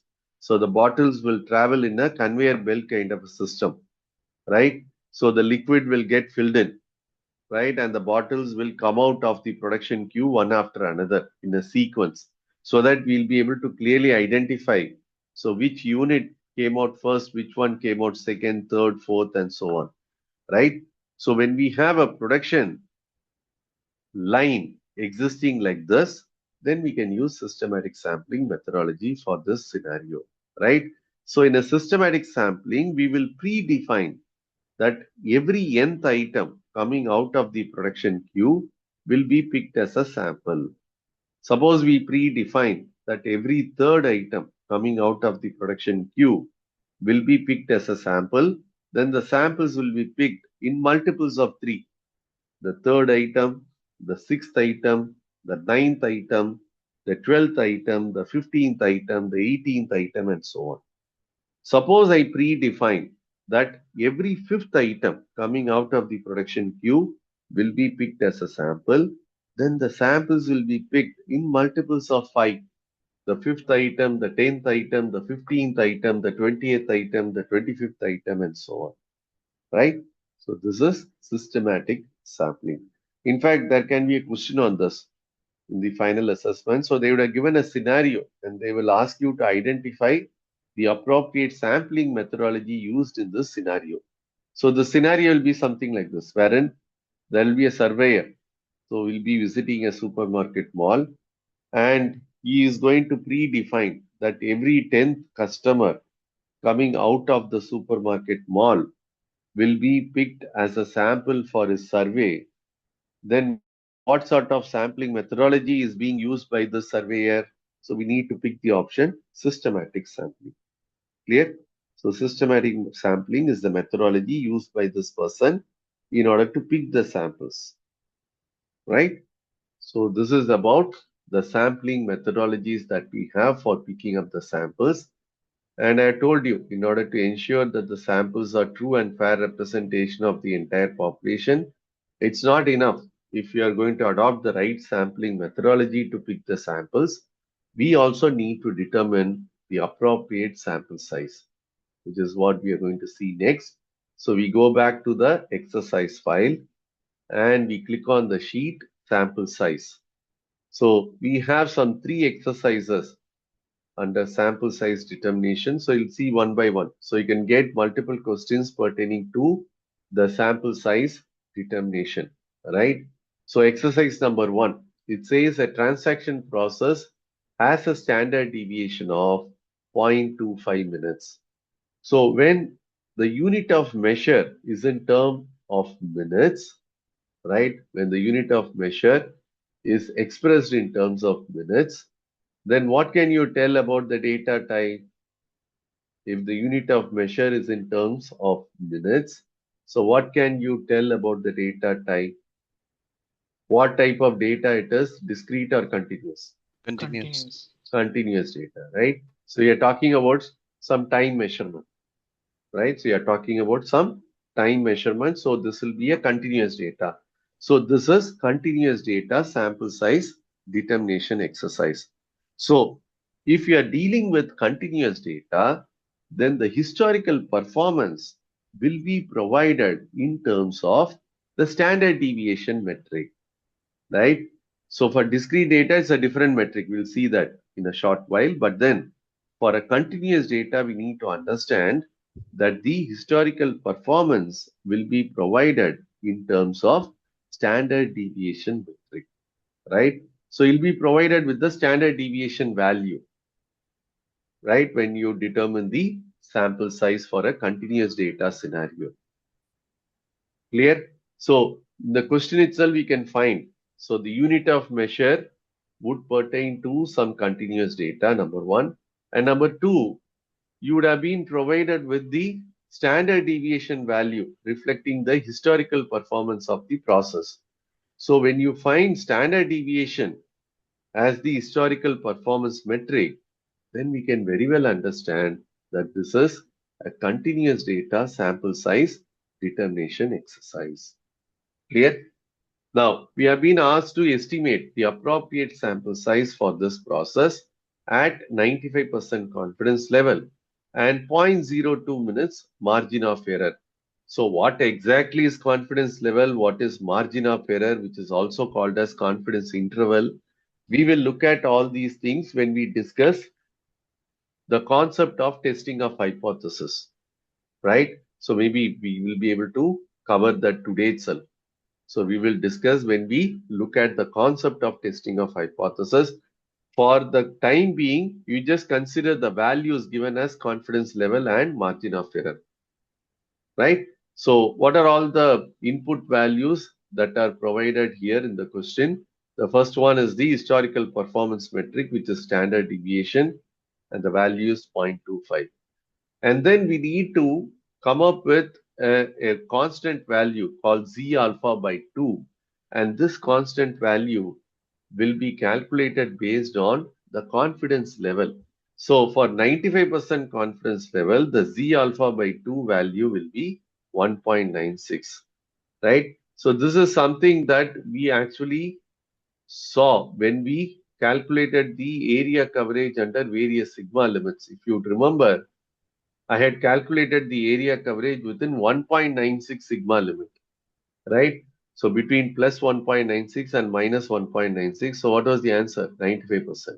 So 95% is the confidence level. Then what will be the Z alpha by 2 values? This is the Z alpha by 2, which will be 1.96, right? So you're going the reverse direction. So 95% is the confidence level. Then 1.96 will be the Z alpha by 2 value, which we need to apply while determining the sample size, the appropriate sample size using a manual formula. But then if you're using my template, then there is no need for us to substitute the confidence level with this Z alpha by 2 value. You don't even need to find out this. So you just need to input the confidence level given in the problem in terms of decimal value. That's the only thing that you need to do, because confidence level would have been given in terms of a percentage value. We need to convert that in terms of a decimal value and provide that in this template. That's it. So you don't have to really substitute the confidence level with 1.96, right? So all those calculations will be done by Excel at the back end. So that is how you return the formula. And the margin of error, again, you can pick it up from the exercise itself, which is 0.02, right? So if you want to determine the sample size for this scenario, this is continuous data scenario. So the formula, this is the manual formula that we are supposed to apply. So Z alpha by 2 divided by the margin of error multiplied by the standard deviation, and we need to square the entire thing. That's it. So you get the answer as 600.25, right? So sample size, as we all know, is a discrete value. So it cannot obviously take decimals. So since we are deriving this using a formula, so there is every chance that the sample size can come out in terms of decimal. But then we need to understand that the sample size is a discrete value. So even if you get the answer in terms of decimal, we need to round it off to the nearest whole number. Just round this off to the nearest whole number, or we can have the number which is higher than the existing number, existing whole number, right? So when we round it off, we get the answer as 600. But since, this sample size had some decimal value, 600 point something, some people will actually round it off to the next higher value, which is 601, right? So the correct way to round it off is if you have less than zero point 0.5 in the decimals, then we need to round it off to the earlier number, earlier whole number. But then if you have the decimal greater than zero point 0.5, then we need to round it off to the next higher number. But then, since we have decimals as part of the answer, some people would actually round it off to the next highest value. So 600 or 601, both can be considered as the right answer for this scenario. So let me just show you how to use the template. So the template, we just need to provide the input values as it is. So confidence level is 95%, which has to be written in decimals as 0.95. Margin of error is 0.02 and the standard deviation value is 0.25. So moment we provide all these three input values and press enter, you will see the sample size populating in the output section. So no need to apply any formula here. So as I told you, you can get multiple questions pertaining to sample size determination for both continuous as well as discrete scenarios in the final assessments. So as I told you, if you are going to reduce the standard deviation, we should be able to see a reduction in the sample size as well, right? So let me reduce the standard deviation to 0.2.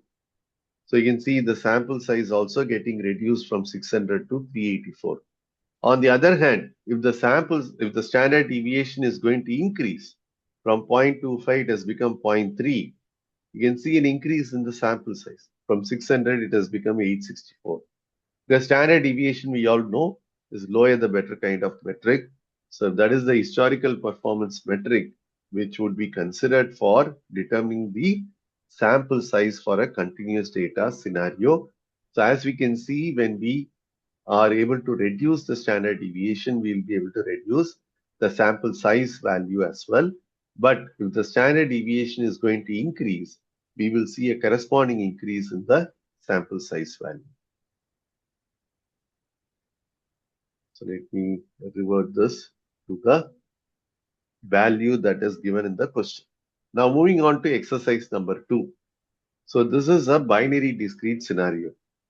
So the historical performance metric is given in terms of defective rate. So the defective rate of a manufacturing process is 2% for the last 1 year, and the team would like to arrive at an appropriate sample size for the transactional audit.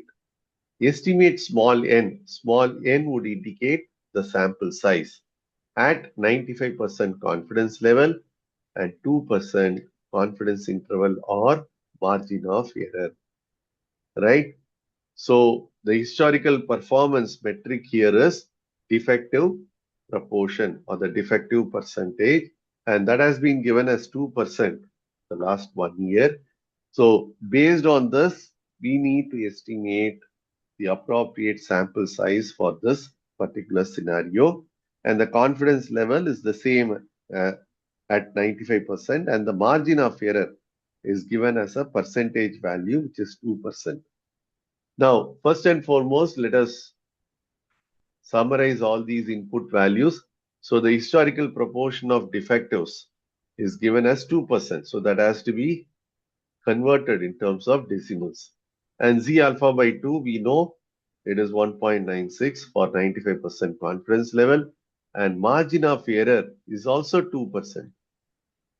So it is given in the exercise itself, 2%. So that has to be written in terms of decimals as 0.02.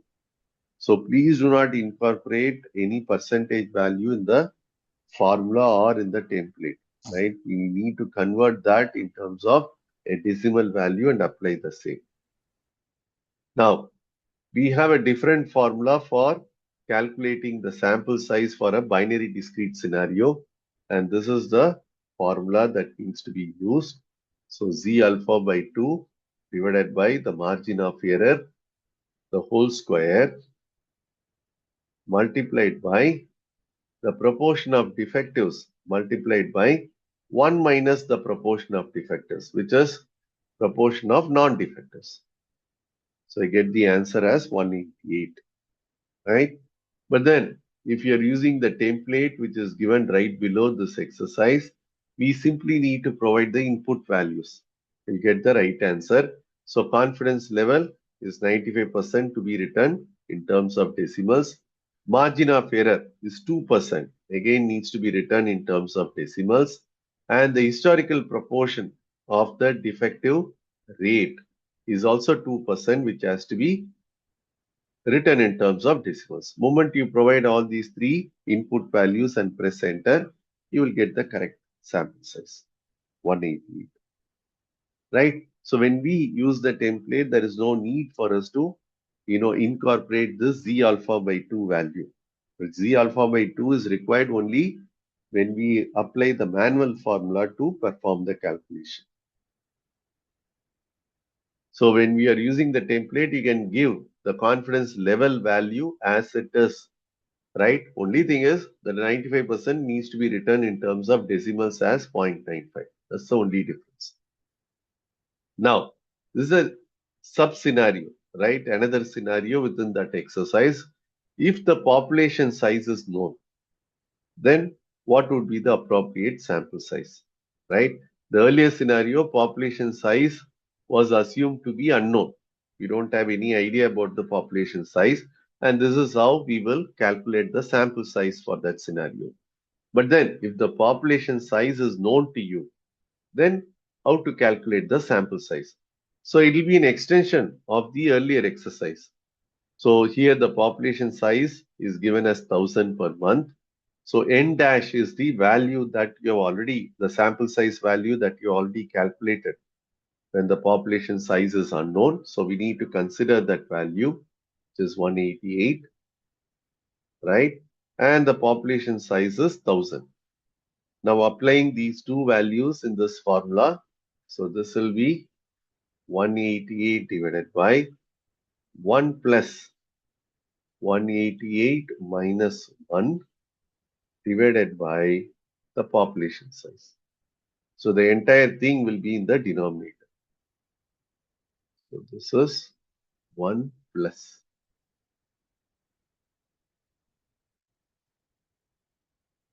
Right? So the entire thing will be in the denominator. So we get some decimal value, right? So this decimal is running to several places.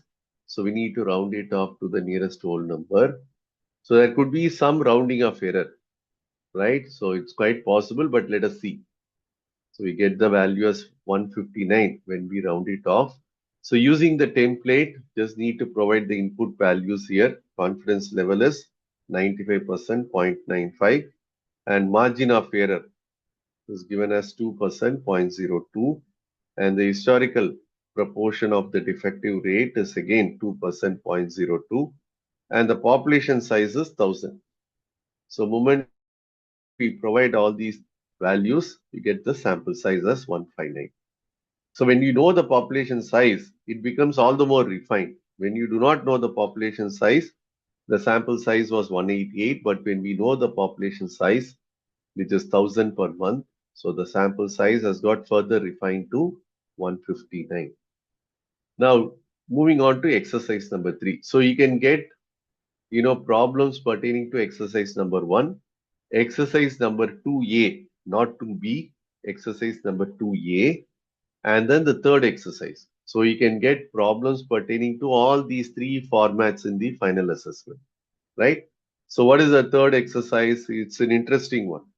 So the historical performance of the process is not known because it is a new process, right? So without the historical performance, we have been asked to estimate the appropriate sample size for 95% confidence level and 3% margin of error, right? So very tricky scenario. So far, we would normally consider the historical performance of the process and then would determine the appropriate sample size.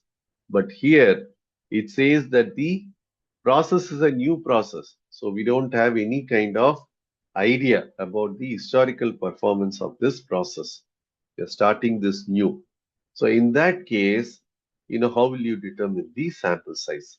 Then if you're using the template, you just need to provide the confidence level and margin of error. You will get the sample size answer, right? But you also need to understand the logic behind this exercise. That is important, right? That's why, I am showing you all these calculations for each and every statistical concept because this logic behind this calculation is very, very important for you to understand as a black belt, even though we may not be applying this logic in our future exercises, right?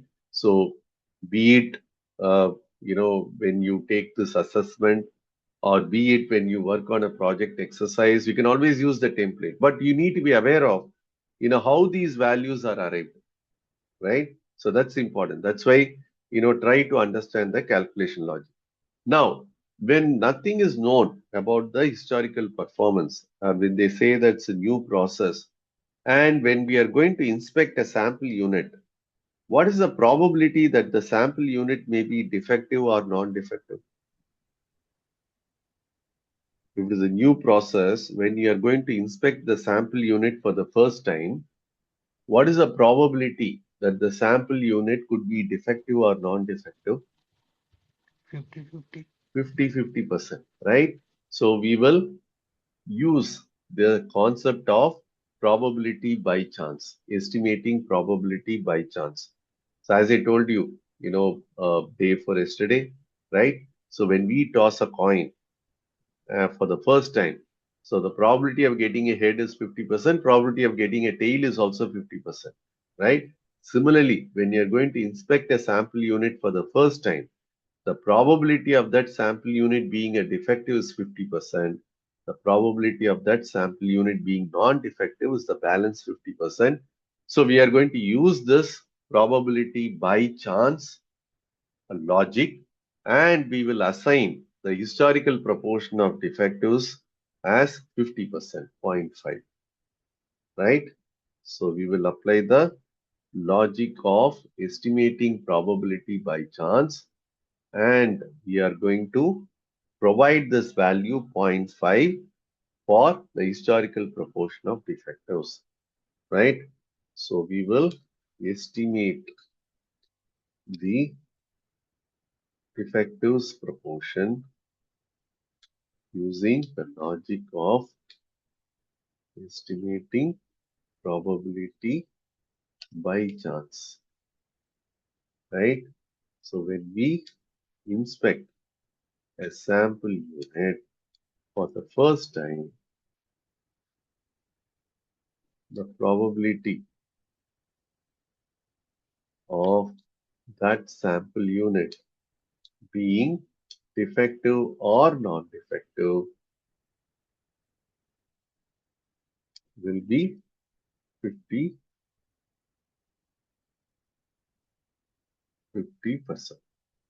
right? 50-50. So that's why I am, having this value 0.5 against proportion of defectives because I have estimated the probability by chance. And Z alpha by 2 will be 1.96, right? And margin of error is given as 3% in the exercise itself, 0.03. So applying the conventional formula, let me calculate and find out the sample size. So it will be Z alpha by 2 divided by the margin of error, the whole square, multiplied by the proportion of defectives multiplied by 1 minus the proportion of defectives, which is proportion of non-defectives. So you get again a very big number, in the sense it runs into several decimal places. So we again need to round this off to the nearest whole number. And as I told you, you can also get some rounding of error when we use the template. So let me just input all the values. So confidence level is 95%, 0.95, and margin of error is 0.03. Only these two values are to be incorporated, because in the question itself, they would have provided only these two values. So just incorporate them in the template, you'll get the answer 1068. So this difference of 1 is mainly due to the round of error. As I told you when we discussed about the first exercise, the round of error is quite possible. So 1067 point so many decimals, we'll round it off to 1068, or we can round it off to the earlier value, which is 1067. So both of them are correct. So whatever value you get in this template as the answer, so the closest one in the multiple choice can be easily picked as the right answer. And let me tell you, there will not be a big difference. The difference will be maximum plus or minus 1. Definitely, it will not be plus or minus 2, right? The difference will be maximum plus or minus 1. That's it. Because the sample size, people have the tendency to round it off to the next higher value. That's why I told you, right? So 1067 or 1068, both are correct. But are the answers are close also in the questions? The No, multiple answers choice. will be given as multiple choices, right? So you need Yeah, to but pick the right one. are the So numbers close? yeah. It will be 1068 or 1069, the multiple choice. Even if you find 1069, you can safely, pick that as the right option. So there won't be a difference of more than plus or minus 1. All right, that much you can be rest assured, because there is a tendency for people to round it up to the next higher number, higher value, when they see the answer in terms of decimals. So even if it is like 106.11111, they will actually write this as 1068. Fine. So this is about the sample size determination. So you can get questions pertaining to exercise number 1, exercise number 2A, and exercise number 3. So these are the three formats that can be asked as questions in the final assessment. Right? So this is about the basic sampling concepts. So we looked at how to determine or how to pick the samples using the correct sampling methodology. So three sampling methodologies that are commonly used: simple random sampling, stratified random sampling, where we have multiple groups or categories existing in the population, and the third one is the systematic sampling. So when we have a sequential production taking place, so that we are able to identify which unit is coming out of the production queue first, second, third, and so on. And then we also looked at how to determine the appropriate sample size. So for a continuous data scenario, the sample size would be determined primarily with respect to the standard deviation metric. So you'll be looking at the standard deviation metric as the historical performance metric, and we will determine the sample size for a continuous data scenario. But for a discrete data scenario, we will be looking at the historical defective rate, right? The historical defective rate will be the performance metric that needs to be considered for a binary discrete scenario, right? So based on the performance metric, we will determine the appropriate sample size. So as the common logic, right? The performance metric is good, or the performance metric, the value is looking really good, then we will end up picking lesser number of samples. On the other hand, if the historical performance is not all that great, then we will end up picking higher number of samples. As simple as that. Fine. So let us go for a 15-minute break. So when we come back, so look at the concept of testing of hypothesis. It's an interesting concept. It's an interesting chapter as well in the analyze phase. And it's an important chapter. As I told you, we'll be working out all the exercises under testing of hypothesis as a black belt specific curriculum on the 11th day of this training session. But then now we will just look at the concept of testing of hypothesis. So that will be after a 15-minute break.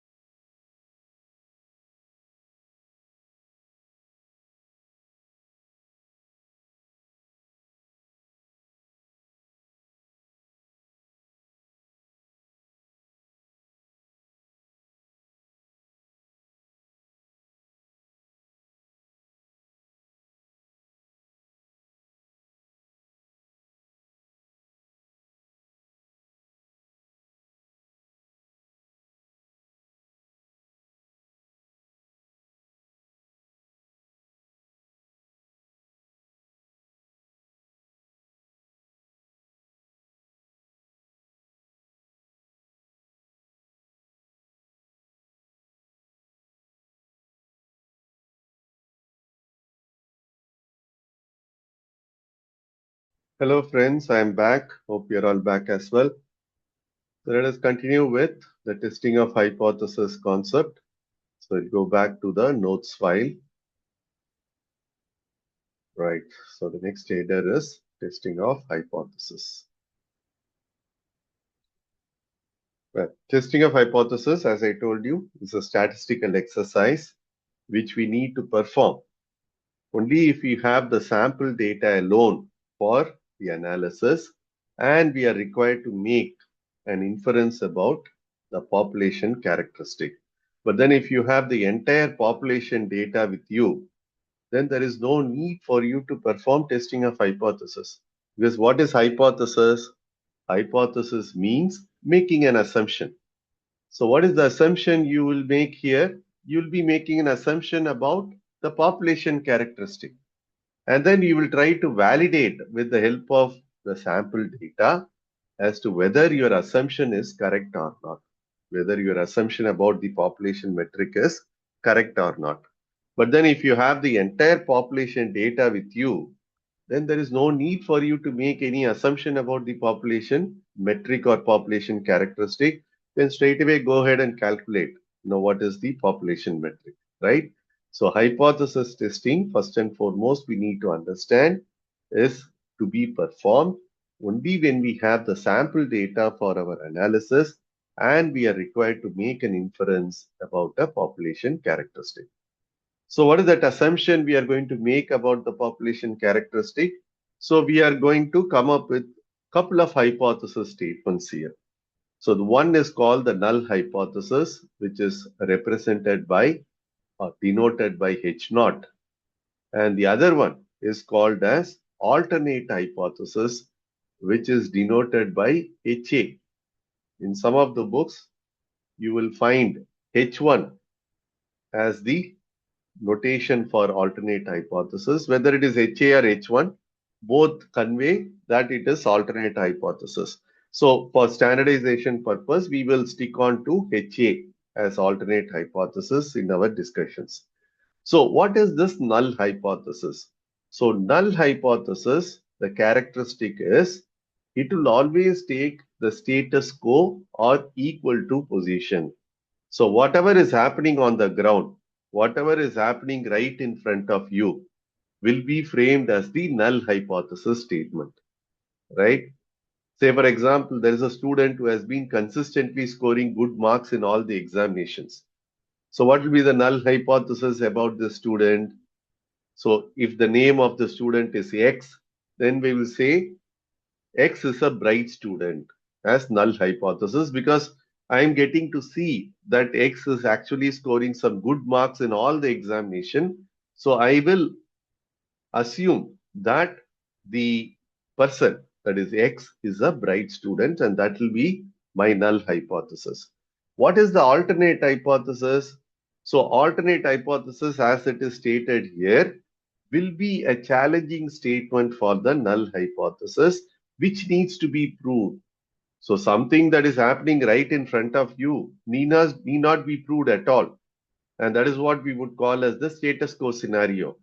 But something that is stated contrary to the status quo scenario is what we need to prove. So here in this case, the X is a bright student will be my null hypothesis because I'm getting to see X scoring consistently good marks in all the examinations. But what would be the alternate hypothesis? The alternate hypothesis would be exactly opposite to this null hypothesis statement. And the alternate hypothesis will be X is a dull student. And X is a dull student is something that I need to prove. Otherwise, I will continue to accept the null hypothesis that X is a bright student. Right? So here again, how I am coming to a conclusion that X is a bright student because I'm looking at some sample evidences where X has consistently scored good marks in all the examination. So it is for the others to actually prove that X is a dull student, and only then we will be able to reject the null hypothesis and accept the alternate hypothesis. So if you are not able to prove the alternate hypothesis, I will continue to accept the null hypothesis. So as we can see, all the decisions in hypothesis testing will be taken from a null hypothesis perspective. So all the decisions in hypothesis testing will be taken from a null hypothesis perspective. So we will either accept the null hypothesis or reject the null hypothesis. So if you happen to reject the null hypothesis, there is no other option but to accept the alternate hypothesis, right? So this is how we will take decisions in hypothesis testing. So when you begin the exercise, we will first frame the hypothesis statements, the null hypothesis and the alternate hypothesis, and then we will perform the sample data analysis, and post performing the sample data analysis, we will be able to come up with a conclusion as to whether our null hypothesis statement is valid or invalid. So if it is valid, then we'll continue to accept the null hypothesis. If it is invalid, then we will reject the null hypothesis and accept the alternate hypothesis. So you look at some three scenarios, and then we will try to frame the null and alternate hypothesis statements for all these three scenarios, right? So scenario number one. So X is a normal individual. So X is a normal individual. That is what we get to see. But then off late, X suspects that he might be suffering from the diabetic problem. So off late, X suspects that he might be suffering from the diabetic problem. So obviously X would consult a doctor, and the doctor also would prescribe for a sample blood test to be done. So what will be the null and alternate hypothesis for this scenario? So the null hypothesis should reflect the status quo position. So what is the status quo position? It is very clearly written that X is a normal individual, right? So that will be my status quo position. So X is a normal individual will be my null hypothesis. But what is that we are supposed to prove through the sample blood test? So whenever we deal with samples, you need to understand that testing of hypothesis will be very much relevant for that scenario. So here again, we are doing a sample blood test. So what is that we are supposed to prove through the sample blood test? That X is actually suffering from diabetic problem, right? So the alternate hypothesis that needs to be proved through the sample blood test will be X is a diabetic, right? So this is how we need to frame the hypothesis statements. So the null hypothesis will always reflect the status quo scenario, whereas the alternate hypothesis will be a challenging statement for the null hypothesis, which we are supposed to prove. So X is a diabetic is something that has to be proved through the sample blood test. Clear? So many of you may think that null hypothesis statement will always be a positive statement and the alternate hypothesis will be a negative statement. No, it's not like that. It all depends on the scenario. Now let me give you a totally different scenario, right? So here in this scenario, X is a diabetic patient for the last 10 years. X is a diabetic patient for the last 10 years. But X has been following the doctor's advice. He has been taking, medicines for diabetes for the last 10 years. He has also been, on a strict diet and also working on some exercises. And now the doctor feels that X might have actually got rid of the diabetic problem, right? So X has been taking medicines, has been on a strict diet, has been doing exercises regularly. Now the doctor feels that X might have actually got rid of the diabetic problem. So the doctor would again ask X to go for a sample blood test. So what will be the null and alternate hypothesis for this scenario? So what is the status quo scenario here? He is diabetic. Is a diabetic, right? Very good. So H naught will be X is a diabetic. So what is the alternate hypothesis that we are supposed to prove here through the sample blood test? That X has actually got rid of the diabetic problem. That X is a normal individual will be the alternate hypothesis. And this has to be proved through the sample blood test. If we fail to prove, we will continue to accept X as a diabetic patient. Clear?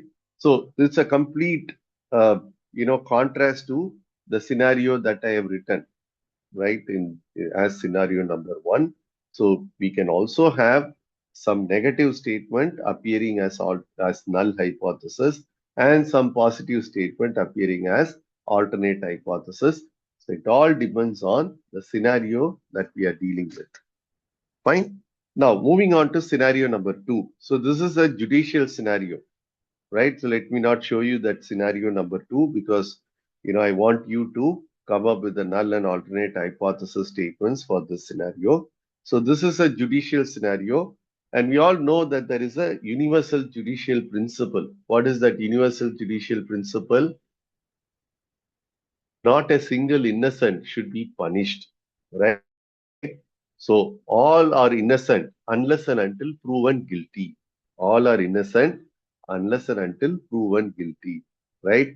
So the onus of proving that so and so is a criminal lies with the police in the court of law. Otherwise, all the people will be considered as innocent. Clear?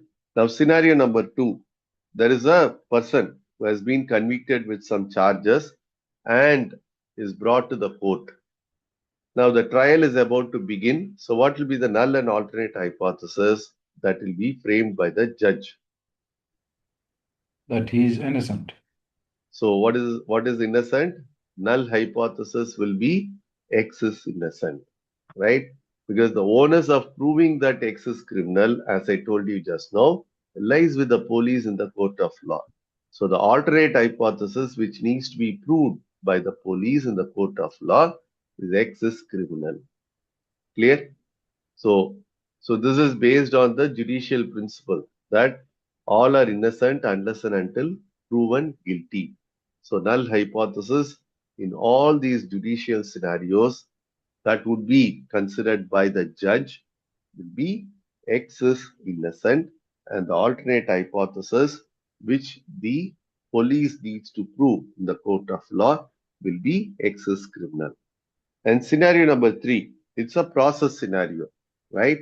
So there is a quality inspector who is inspecting a sample unit, right? When the quality inspector inspects the sample unit, what will be the null and alternate hypothesis for this scenario?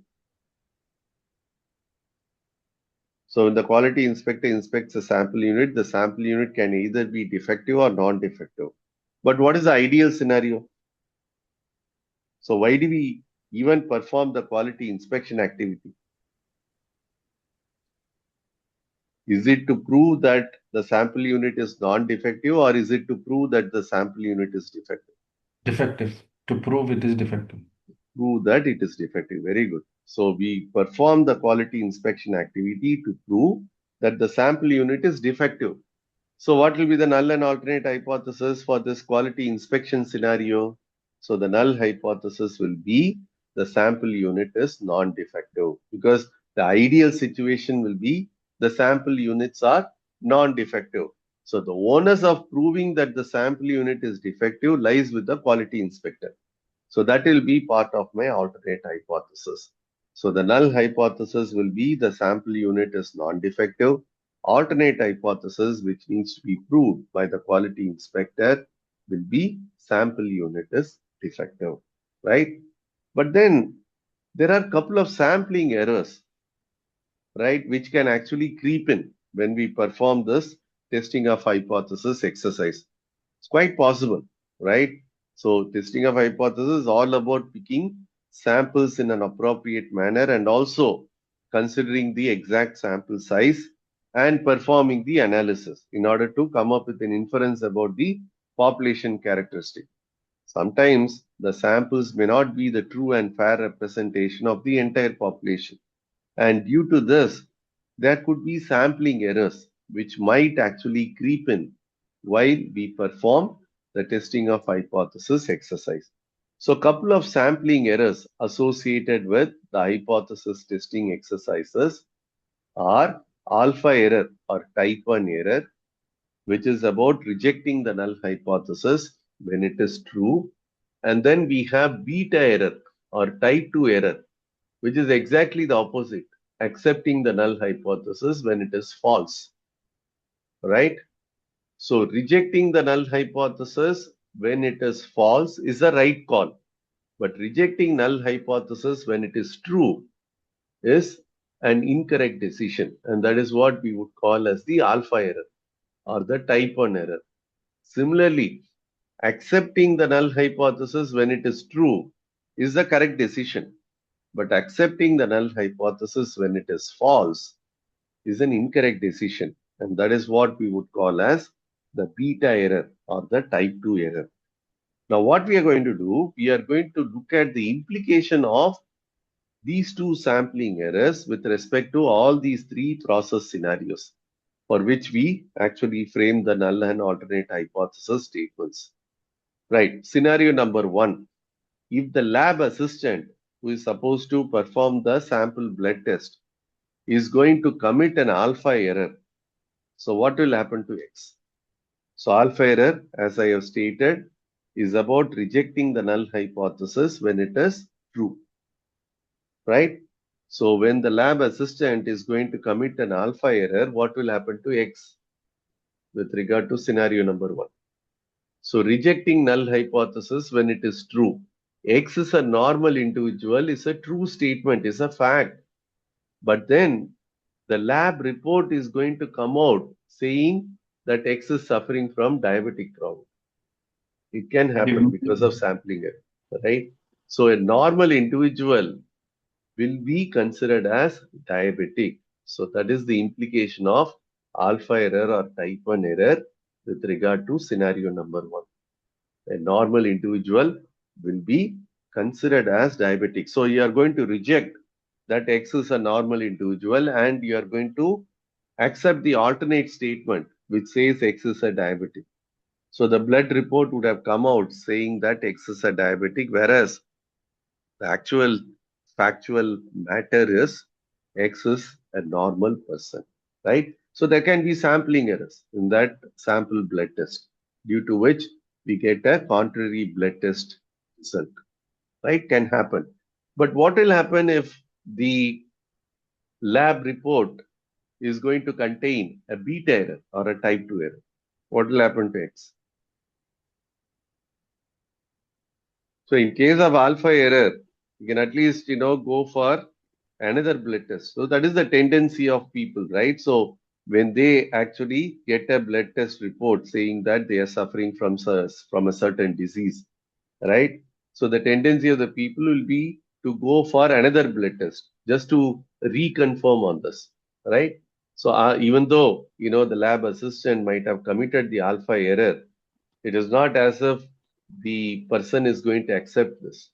So the person will obviously go for another blood test and try to reconfirm this. But then what is the implication of beta error or type 2 error with regard to scenario number one? Accepting null when it is false. So X is a normal individual is a false statement, right? X is a normal individual is a false statement. X is actually suffering from diabetes problem. But then the blood report is going to come out saying that X is a normal individual, is not suffering from diabetes, right? So here, in case of beta error, X being a diabetic will be considered as a normal individual, right? So that is the implication of beta error or type 2 error with respect to scenario number one. So X, who is actually a diabetic, will be considered as a normal individual, right? So accepting null hypothesis when it is false. So null hypothesis is a false statement. That means X is actually suffering from the diabetic problem. But we are going to accept the null hypothesis as it is. And we are going to consider that X is a normal individual. So a diabetic will be considered as a normal individual, will be the implication of beta error. But then when someone gets a blood test report saying that he doesn't suffer from any problem, will that person go and check this or reconfirm this in some other lab? Definitely not, right? No. because that's the people tendency, right? Or their mentality, so as to say, because they will feel happy that, the blood report has come out, flawless in the sense, it says very clearly that I'm not suffering from any problem.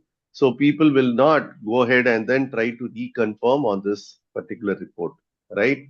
Only if the blood report is going to state that so and so is suffering from a problem, then people will go and reconfirm on that particular report, right? But then beta error, no one is going to go and even check whether that report is fine or not. So that is a big, big issue here. So we need to be aware of this fact.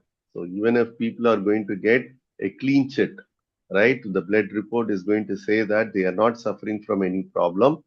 We need to understand, having learned the statistics, we need to understand that beta error is also quite possible.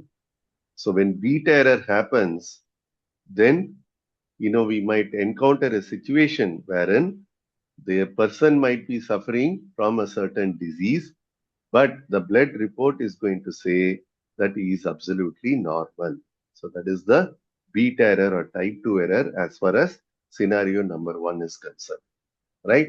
Now, scenario number two, what will happen to X if the judge is going to commit alpha error or type 1 error?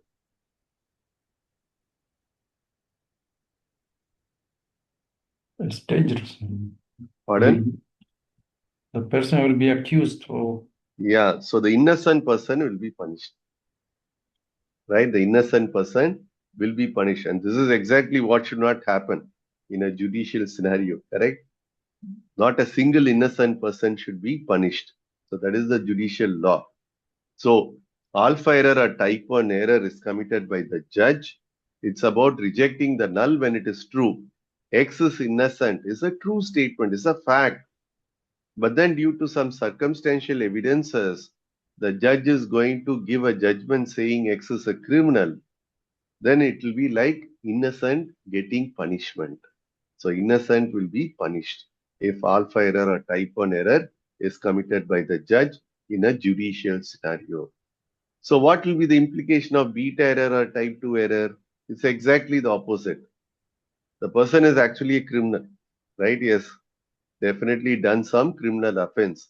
But then the police are not able to prove that in the court of law. So obviously the judge will be forced to give a judgment saying that this criminal is an innocent person. So the criminal will be considered as innocent when the judge is going to commit beta error or type 2 error. So as far as the judicial process is concerned, beta error is allowed, but alpha error should not be committed by the judge, right? Alpha error or type 1 error should not be committed by the judge, but beta error is allowed, right? So many criminals can be left scot-free if the cases are not getting proved against them, right? Which happens. So beta error is absolutely allowed in a judicial process, but alpha error should not be ideally allowed in a judicial process. And the implication of alpha error or type 1 error and beta error or type 2 error with regard to scenario number 3. So you can get a couple of questions regarding this, the sampling errors pertaining to scenario number 3. So what will happen if alpha error is committed? So sample unit is non-defective is a true statement.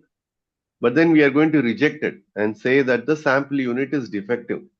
A non-defective sample unit will be considered as defective.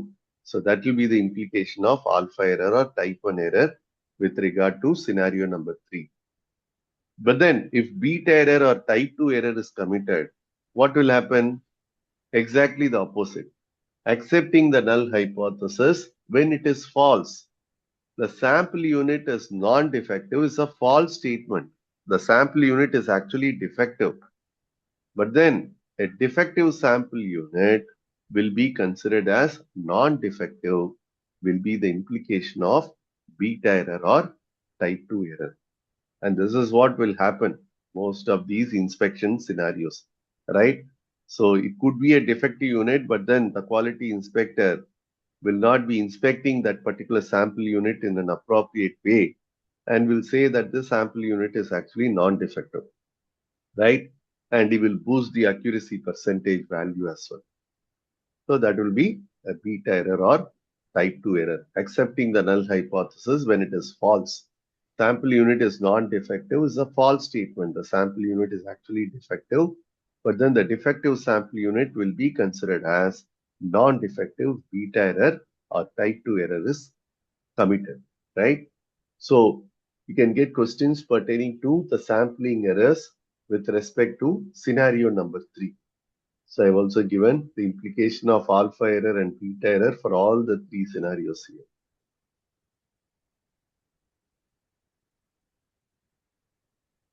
Right.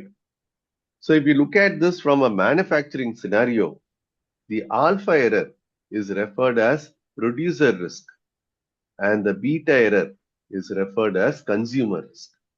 So if you look at this from a manufacturing scenario, alpha error is referred as producer risk and the beta error is referred as consumer risk. So what is the producer risk? Producer risk is about rejecting a good lot. And what is the consumer risk? Exactly the opposite, accepting a bad lot. Now let us look at a very simple example. So you as a customer are going to a vegetable shop to buy some vegetable, right? So what you will do? You will not straight away buy huge quantities of a particular vegetable, right? So you will, perform a sample check, right? So I told you, whenever you perform a sample check, testing of hypothesis concept would be very much relevant for that scenario. So before buying a particular vegetable, you will perform a sample check as a customer. So when you perform a sample check, you find that most of the samples were actually bad. So what will be your decision? You will definitely think that the units in that particular lot will also be of bad quality and you will summarily reject that particular lot and go and look out for something else. But it may so happen that only the samples that you had actually picked were of bad quality, but most of the units in that lot were of good quality. Now it's like rejecting a good lot because of picking up some bad samples. So you are actually rejecting a good lot. So when you reject a good lot, whose risk it will be? It will be the shopkeeper's risk or the producer risk. All these good items will not get sold because the customers keep picking only bad samples from that lot, right? So it will be the producer risk or the shopkeeper risk rejecting a good lot. Now, look at the other scenario. So as a customer, you want to buy a vegetable, so you go and perform a sample check, right? So when you perform a sample check, you find the sample units to be really good, thinking that most of the units in that lot will also be of good quality. You end up buying some additional quantities of that vegetable. But only after reaching back home, you find that only the samples were looking good, but majority of the units in that lot are of bad quality. Now you already accepted it. Whose risk it will be? It will be consumer risk, right? So consumer risk is about accepting a bad lot. So as a customer, as a consumer, we would have definitely experienced this, accepting a bad lot. So the sample displays will be really excellent, thinking that the the actual product also will be good. So you end up buying that product only to find that the product quality was not all that good, only the samples were looking good. So this is a consumer risk, accepting a bad lot, right? So you can easily relate to all these things, correct? So you can always imagine yourself as a customer. You yourself would have experienced this consumer risk aspect, right? Accepting a bad lot. So whenever you go to a vegetable shop, this is what will happen, right? Accepting a bad lot. So very rarely you'll be rejecting a good lot. Most of the times you'll end up accepting a bad lot.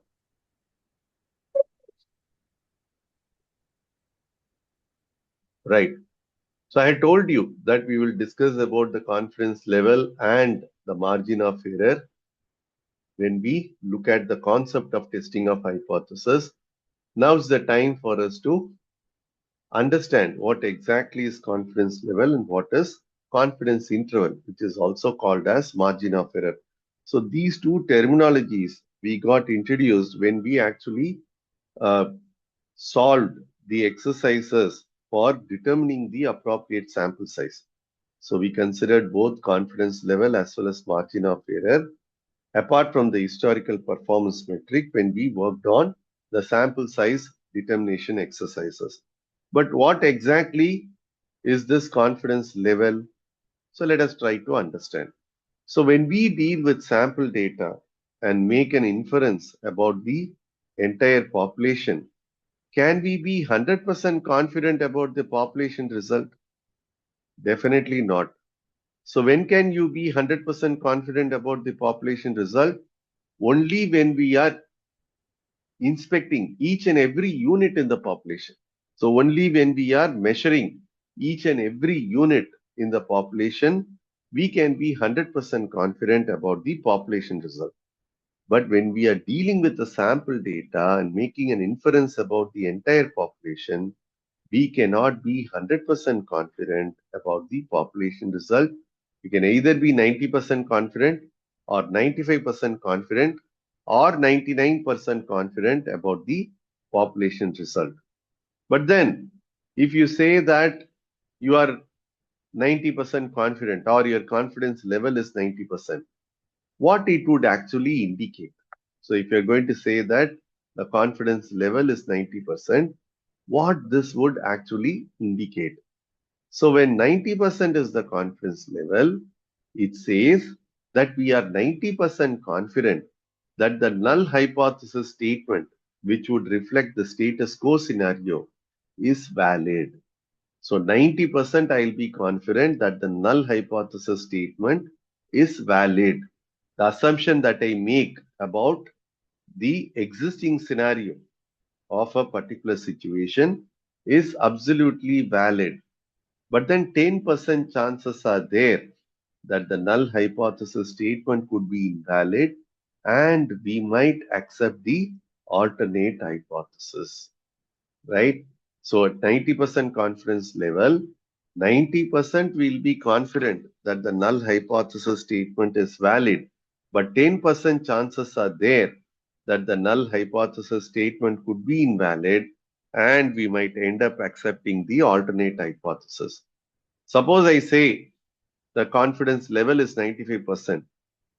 So what this would indicate, so when I say 95% is the confidence level, it means I am 95% confident that my null hypothesis statement is valid.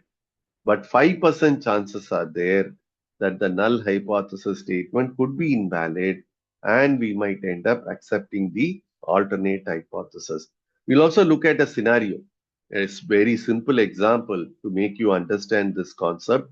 So we look at both confidence level and confidence interval together, right?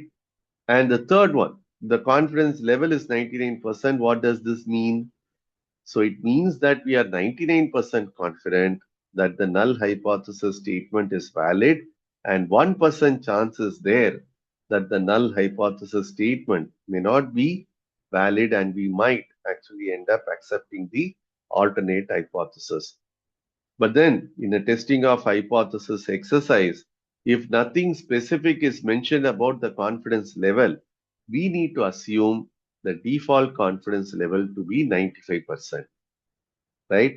Testing of hypothesis, if nothing specific is mentioned about the confidence level, then we need to assume the default confidence level to be 95%.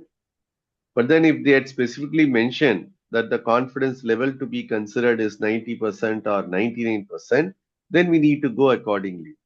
But if nothing is mentioned about the confidence level in a particular exercise, we need to consider the default confidence level as 95%, right? So that is the thumb rule. Now let us look at confidence interval as well and then try to understand both confidence level and confidence interval through a very, very simple example. So what is confidence interval? This is what we would call as margin of error. Again, when we deal with sample data, and make an inference about the entire population, can we come up with a point estimate about the population result? Definitely not. We can only come up with an interval estimate. So we will not be able to arrive at a point estimate about the population result. We can only arrive at an interval estimate. So what is this point estimate and interval estimate? Say for example, you find that the sample mean of a particular scenario is equal to say 10 kgs. So we are talking about the mean weight of production. The sample mean weight of production is 10 kgs. So can we say when the sample mean weight of production is 10 kgs, can we say that the population mean weight of production will be exactly 11 kgs? Definitely not. We cannot arrive at a point estimate. Point estimate means assigning a single value for the population metric. So we cannot say that the population metric will be 11 kgs or whatever, right? So what we can say is, given the sample mean to be 10 kgs, the population mean could be anywhere between 9 and 11 kgs or 8 and 12 kgs. So we will be deriving a confidence interval for the sample metric value. And we will say that the population metric value is likely to lie in between these two interval estimates, right? And this interval estimate will be derived at a particular confidence level. So you might have seen all these exit poll results, right? So how these exit poll results are announced? Do they come up with a point estimate with regard to the number of seats that will be won by a political party after the exit polls are conducted when they announce the results? Have you seen any pollster coming up with a point estimate with regard to the number of seats that will be won by a political party? Right? No. So will they say that this political party will win exactly 160 seats? No. They will No. come up with an interval estimate. What they will say, this political party is likely to win anywhere between 140 to 160 seats. Right? So this is how you would have found. I'm just throwing some random values here. So they would have mentioned that this political party is likely to win anywhere between 140 to 160 seats, right? And this they might have predicted at 90% confidence level. That means 90% I am confident that in the final analysis, this party will win anywhere between 140 and 160 seats. But 10% chances are there that this party may end up winning less than 140 or more than 160 seats. Right? So when I say that this prediction is made at 90% confidence level, it means 90% I am confident that in the final analysis, this party is likely to win anywhere between 140 and 160 seats. But then 10% chances are there that this party may win less than 140 seats or more than 160 seats. Clear? But then if you are predicting the confidence interval at 95% confidence level, so you're increasing the confidence level, then what will happen to the interval estimate? It will become much more wider. So instead of 140 to 160, it may become 130 to 170. Just throwing some random values. What you need to understand here is, as we increase the confidence level, the width of the confidence interval will also become much more wider, right? So when it is 95% confidence level, what is the meaning? 95% I am confident that in the final analysis, this political party is likely to win anywhere between 130 to 170 seats. But 5% chances are there that this party may win less than 130 or more than 170 seats, right? Then at 99% confidence level, what will happen? The interval estimate will become much more wider. So it may range from 120 to 180, right? Because you are more confident that in the final analysis, this political party will get number of seats which would actually fall within this interval estimate. So that being the case, the interval estimate will become much more wider. So 99% confidence level, we have the interval estimate as 120 to 180 means 99% I am confident that in the final analysis, this political party is likely to win anywhere between 120 to 180 seats, but 1% chance is there that this political party may end up winning less than 120 or more than 180 seats. So that's why I told you we need to look at both confidence level and confidence interval together. So as we increase the confidence level, the width of the confidence interval will also become much more wider. And this confidence interval estimates will be derived based on the sample metric value. So whatever is the sample metric that we are considering, so we will have the value for the sample metric because you would have measured it. You would have considered the sample units and you would have measured that metric value as well. For that sample metric value, we will derive this interval estimate. Clear? Right? So So again, the size, sorry, yeah. if the size of the sample Mm. will have a big effect on the confidence level. Yeah, exactly. If you are going to increase the confidence level, so what will happen to the size of the sample? That will also increase, right? You are saying with more confidence about the population result. So obviously we need to consider a higher sample size, right? So we can test that out and see, right? So go back to the exercise file. So sample size problems are there, right? So instead of 95% confidence level, so you're considering 99% confidence level, right? So let me make this as, so I'm going to use the template, right? So go to change this to 0.99. The sample size becomes 1037, Yeah. right? So increase in confidence level would result in increase in sample size as well. Because you're telling with more confidence about the population result, right? Or if this is something that you cannot or you're not able to comprehend, so I will let you, or I will give you another simple example. So there is a compound wall, right? And there is a gate, right? So there is a gate and it has a certain width, and there is a lorry or there is a truck which has to enter inside this gate. And the truck width is also of a similar size. The truck width is also almost the same size as that of the gate. So how much confident you will be that the truck can enter inside the gate without disturbing the sides? Will be more confident or less confident? Less. Will be obviously less confident. So when the width of the gate is more or less the same as the width of the truck, you'll be less confident that the truck can comfortably enter inside the gate without disturbing its sides. But then the width of the gate becomes somewhat wider, but the truck width is the same. Now, how much confident you'll be that the truck can enter inside the gate without disturbing anything? You'll be more confident, right? So imagine the width of the gate as the confidence interval, right?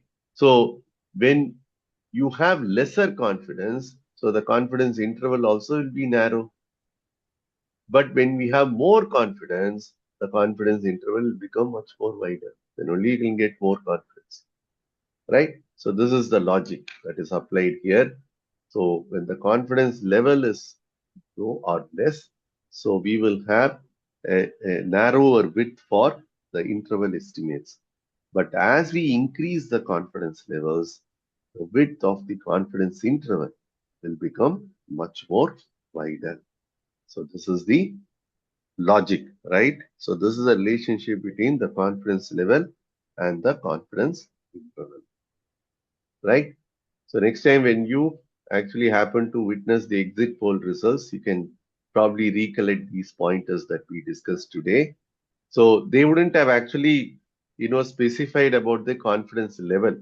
If you remember the last exit poll survey that you heard, so they would have given the interval estimate with regard to the number of seats that are likely to be won by a political party. But they wouldn't have made any mention about the confidence level. But when they don't make any mention about the confidence level, we need to assume that they have considered the default confidence level, which is 95%. So if they consider the default confidence level, which is 95%, that means they need not actually make any mention about the confidence level. Only if it is something different from the 95% value, then they need to specifically mention that this estimate has been derived at 90% confidence level or 99% confidence level or even 97% confidence level. But then when they have derived an estimate at 95% confidence level, they need not even specifically mention about the confidence level, right, in the results, right? So you need to assume that this interval estimate has been derived at 95% confidence level, right? So let us look at the next section. So this is a table format wherein I have given the population and the sample notations for the various statistical matrices. Very, very, very important. Why? Because in hypothesis statements, the null and alternate hypothesis statements, we need to incorporate only the population notation of a statistical metric. So if you are validating a statistical metric called mean, then we need to incorporate the population notation for mean, which is given here, mu, right? So we should not be mentioning x bar in the hypothesis statement, because the hypothesis statement, we are making an assumption about the population metric. So that being the case, we need to incorporate the population notation for a particular statistical metric in the hypothesis statement. So we should not make mention about the about the sample notation of a particular statistical metric in the hypothesis statement. So if you mention x bar when you actually want to validate mean, that means you have not understood the concept of testing of hypothesis in a proper way, right? So in all these hypothesis statements, we need to incorporate only the population notations of a particular statistical metric. So from that perspective, it's important for us to understand what are the sample notations and what are the population notations for the various statistical matrices. So first we are going to look at mean as a statistical metric. So mean, we all know. When can we apply mean? Only when the data distribution is normal and the data distribution is also random. Or in simple terms, only when the process is influenced by common cause variation, we can apply this statistical metric called mean. If the process is influenced by some assignable cause variation, due to which we might actually get some outlier value in the data set, or you might experience some non-randomness in the data distribution, then we cannot use mean as a statistical metric. We need to use median, right? So mean as a statistical metric, the sample notation is x bar. So we already got introduced to this notation, right? So x bar is the sample mean, and the population notation for mean is mu. This is elongated u, and we would pronounce this as mu, mu, right? So this is the population notation for mean. And then moving on to variance. So variance, the sample notation is s square, small s square, right? For variance, the sample notation is small s square, and the population notation is sigma square. So this is the notation for sigma square, right? And then for standard deviation, which will be square root of variance.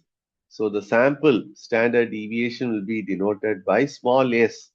So you already seen this, right? So small s is the sample standard deviation, and the population standard deviation will be denoted by sigma. So this is the symbol for sigma. So you need to be very, very careful. The sigma and sigma level are two different matrices, right? So you should not get confused. In fact, they are contradicting matrices. We already seen that standard deviation and sigma level are contradicting matrices. So in the sigma level formula, the standard deviation will be in the denominator, meaning if you are able to reduce the standard deviation, we will be able to increase the sigma level and vice versa. So from that perspective, you see sigma, which would denote the population standard deviation, and the sigma level are two contradicting matrices, and we should not get confused. So by reducing sigma, we will be able to improve the sigma level and vice versa. Clear? And then we have proportion. So proportion is the primary metric for binary discrete data. So mean, variance and standard deviation, all these matrices can be applied only if the data distribution is normal. So proportion is the primary metric for representing binary discrete data. So the sample notation for proportion is small p and the population notation is capital P. And then we have average for a count discrete data set. Average for a count discrete data set, and this average will be denoted by the notation lambda. Lambda is the notation for this count discrete average. So the sample notation for average is small lambda and the population notation is big lambda. So lambda is of a standard size in this symbol list. So that is why I have prefix small and big, right, for sample and population notations, right? And finally, the size. The sample size is denoted by small n, which you have already seen, and the population size is denoted by capital N, right? Sample size by small n and population size by capital N. Of course, we also have the metric called median. So median, we have only the sample notation, not the population notation. So that's why I have not included median in this list. So median, the sample notation is something like this. X and you put a curve. So this is the sample notation for median. You put an X. If you put an X and then put a horizontal line at the top, it will become X bar. And that will be sample mean. But then the sample median will be X and you put a curve right at the top. So this will be the notation for sample median. But since we don't have the notation for population median, so I have not included median in this statistical metric list, right? So again, I repeat, in hypothesis testing exercises, when we frame the hypothesis statement to validate a particular statistical metric, so we need to incorporate the population notation of that statistical metric. So if you are performing a hypothesis testing exercise in order to validate mean as a statistical metric, then we need to ensure that we incorporate mu in the hypothesis statements and not X bar. Clear? Fine. So we have discussed a lot today. So let us stop here. So we will continue with our discussions with regard to hypothesis testing concepts on the 9th day of this training session as well. So wherein we are going to look at the list of hypothesis tests that we have for all these statistical matrices. So it's a comprehensive list. In fact, in the final assessments, you will not get questions pertaining to hypothesis testing exercises, but you will get questions with regard to scenarios, and you'll be asked to identify the appropriate hypothesis test you will use for solving that case scenario. So when we list down all these hypothesis tests, I have also provided you with the scenario where a particular hypothesis test can be applied. So this we will see on the 9th day, that is on Monday, right? And on Monday onwards, right, let me make this announcement straight away. On Monday onwards, you'll be, taking up the assessments. So Monday, That is on ninth day of this training session. So you'll be, taking the mock assessment for the green belt final assessment, right? So the mock test for the green belt final assessment will be conducted on the ninth day, that is Monday. On the 10th day, you'll be taking the green belt final assessment. That is next Tuesday, you'll be taking the green belt final assessment. On the 11th day, you'll be taking the mock test for the black belt assessment. So we'll be conducting the mock test for the black belt assessment on the 11th day. And on the final day, that is next Thursday, on the 12th day, you'll be taking the black belt final assessment. So this is going to be your agenda, one of the main agenda during the next week, right? From ninth day up to 12th day. So every day we are going to have these assessments conducted. So on the ninth day, the final 30 minutes, we will have the mock test conducted for the green belt assessment. On the 10th day, the final 60 minutes, we will have the green belt final assessment conducted. Again, on the 11th day, the final 30 minutes, you will have the mock test conducted for the black belt assessment on the 12th day, right? So we will, during the final 60 minutes, we will have the final assessment for the black belt certification conducted, right? So with that, we'll be closing our training sessions. And this is going to be the agenda for the next 4 days. Apart from the trainings that we will look at. So say for example, on the ninth day, if you are going to have the mock test conducted, the final 30 minutes, the first 3 hours, we will have our regular training session because we still have some more, concepts to be covered. So we have not yet stepped into the improve phase, right, or the control phase. So the ninth day, we will have our regular training session, the first 3 hours. The final 30 minutes, you'll be uh, attempting the mock test for the green belt assessment, right? Similarly, on the 10th day, the first 1 hour or so, we will have some portions to be covered. So we will cover those portions pertaining to the common curriculum. And then we will look at the project exercise. I'll give you a brief about the project exercise and I will also take you through the sample project document, right? And then I will also take you through the project initiation template, right? Project initiation template, which you are supposed to fill in. So if you're interested to work on a Six Sigma project, you're supposed to fill in this project initiation template or the project initiation form, right? After the 12th day, right? So once the training sessions are completely over, then you can fill in this project initiation form, right? But I will take you through on the 10th day itself how to fill in that project initiation form. But the link for that, initiation form will be provided to you only after the 12th day sessions are over, right? So that you can concentrate on the final assessments and then you can think about the project exercise. Clear? Fine. And one more important thing, few of you might have actually got exemption from appearing in the green belt assessments. So you might have been directly enrolled for the black belt certification, right?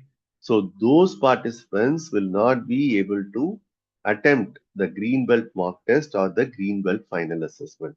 So they will be directly attempting the black belt mock test and the black belt final assessment. So what you need to do, so next couple of days, we don't have any training session. So we are going to have our next training session on Monday. So during the weekend, so please do look at your dashboard, right, by logging into the IMC portal. So you all would have been provided with the user ID and password for logging into the IMC portal. So that would have been sent to you through email, right? So if you are not able to locate it, please do check with the IMC support team. So they will be able to help you out. So with the help of that user ID and password, please log into the IMC portal and then check your dashboard and see whether you have been enrolled for both the green belt and black belt certification programs. If you are enrolled for both green belt and black belt certification programs, then you'll be able to attempt the green belt mock test and the green belt final assessment apart from the black belt mock test, and the black belt final assessment. But if you are directly enrolled for the black belt certification program, then you will not be able to attempt the green belt mock test and the green belt final assessment. You will be directly attempting the black belt mock test and the black belt final assessment. Is it clear? So please do check your dashboard. In case of any clarifications required, please do connect with the IMC support team, right? So you're not aware of this exemption and you are coming to know about it only after checking your dashboard and you need some clarifications. So please do connect with the IMC support team. Fine. So please do check all these things during the weekend and and especially the dashboard part, right? So just ensure that you are enrolled for both the green belt and the black belt certification programs. Only then you'll be able to attempt the green belt mock test and the green belt final assessment, apart from the black belt mock test and black belt final assessment. And as I did during the previous weeks, right, I will also send you the next set of quiz questions. So it'll be a weekend quiz, uh, which will be coming to you through the common WhatsApp group. So I'll be sending the next set of quiz questions pertaining to the portions that we covered from Monday to Friday this week, right? From the fourth day to the eighth day of the training session. So it will be a lengthy quiz, questions. So please do spend some time attempting all those quiz questions during the weekend, right? As I told you on the very first day, so attempting these quiz questions will not only help you to revise all these concepts that we have seen so far, it will also help you immensely answering all those final assessment questions as well, right? So it will be a cakewalk for you. So please do attempt the quiz questions. This is for your own benefit, right?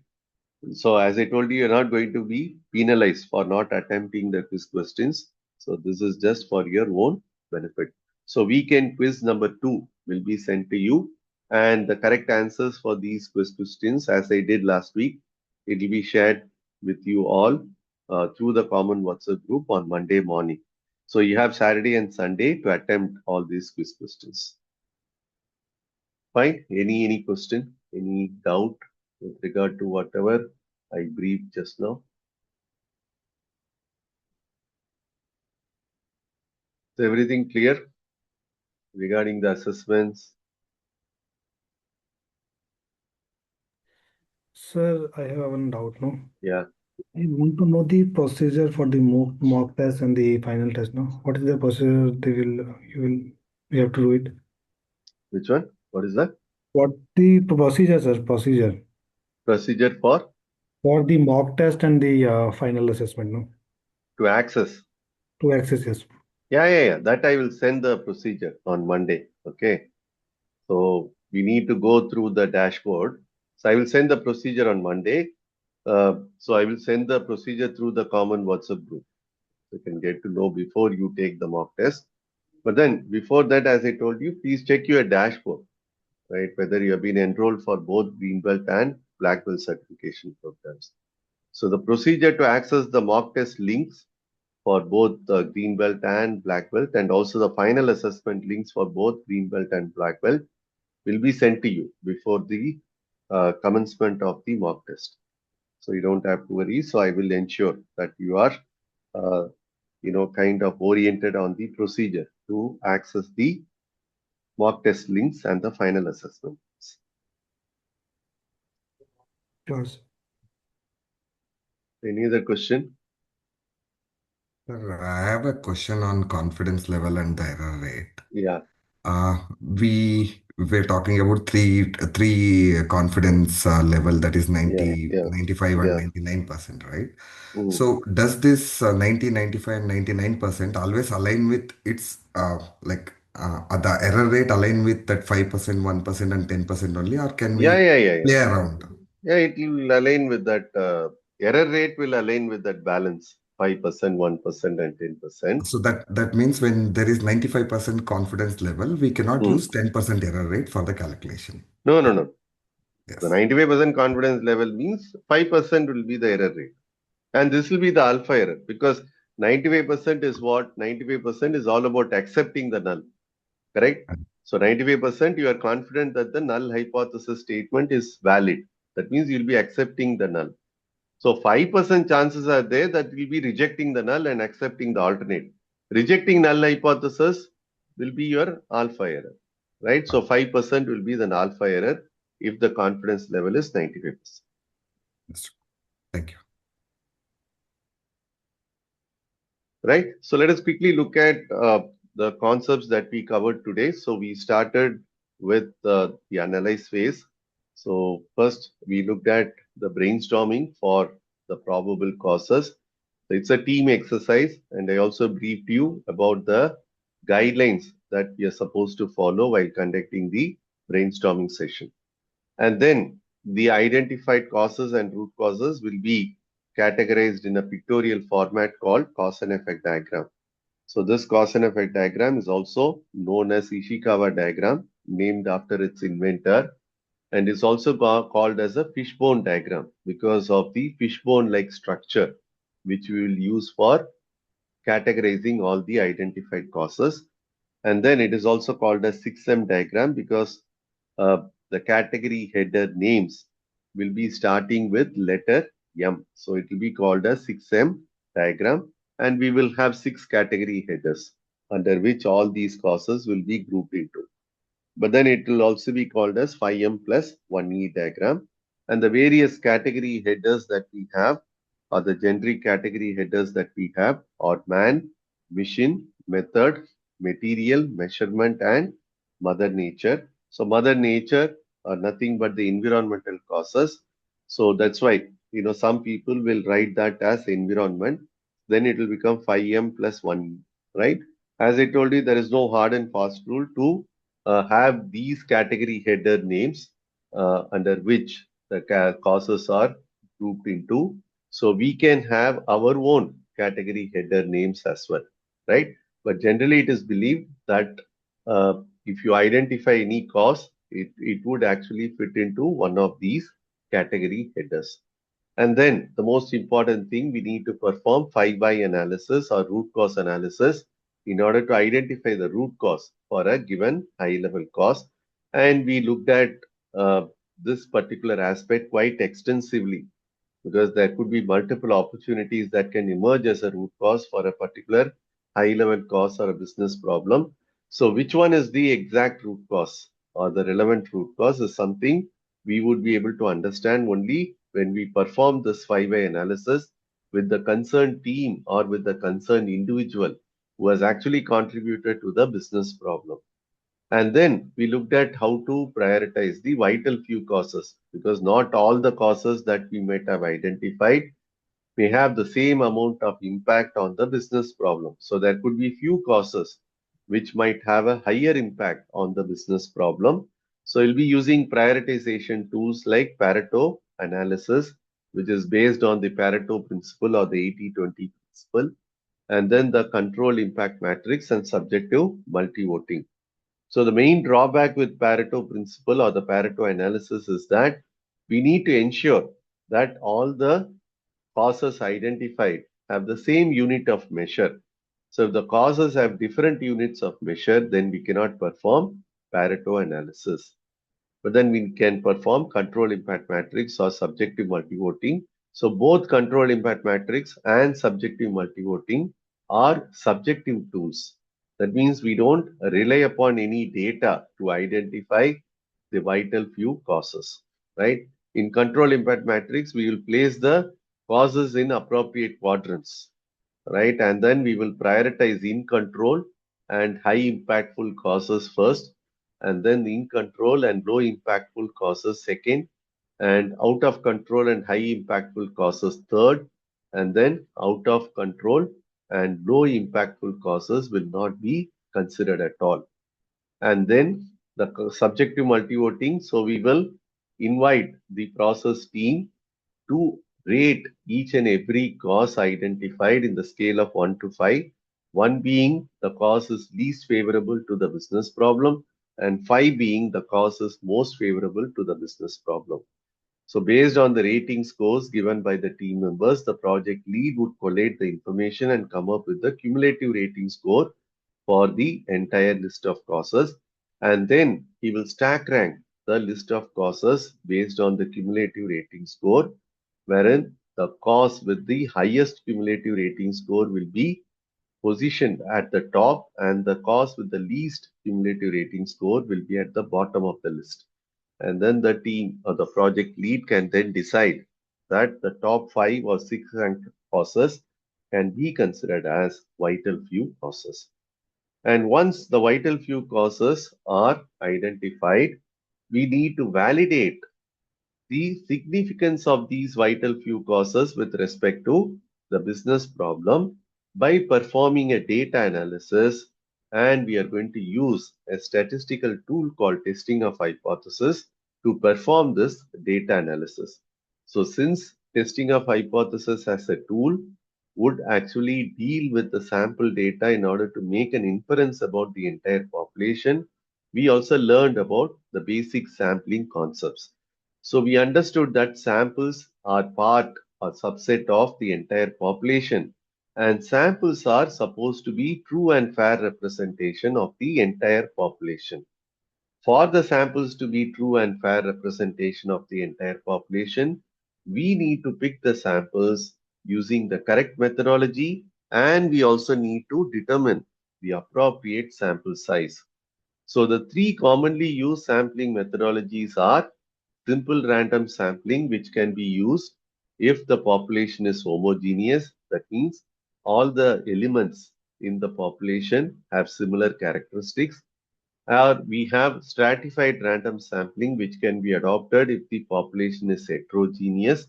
That means we have multiple categories or groups existing in the population. Or we can use systematic sampling when we have sequential production taking place, so that we are able to identify which unit is coming out of the production queue first, second, third, and so on. So we would predefine that every nth item coming out of the production queue will be picked as a sample in case of systematic sampling. And we also looked at how to determine the appropriate sample size for both continuous data as well as for the binary discrete data scenarios. So for continuous data, the performance metric will be given in terms of standard deviation.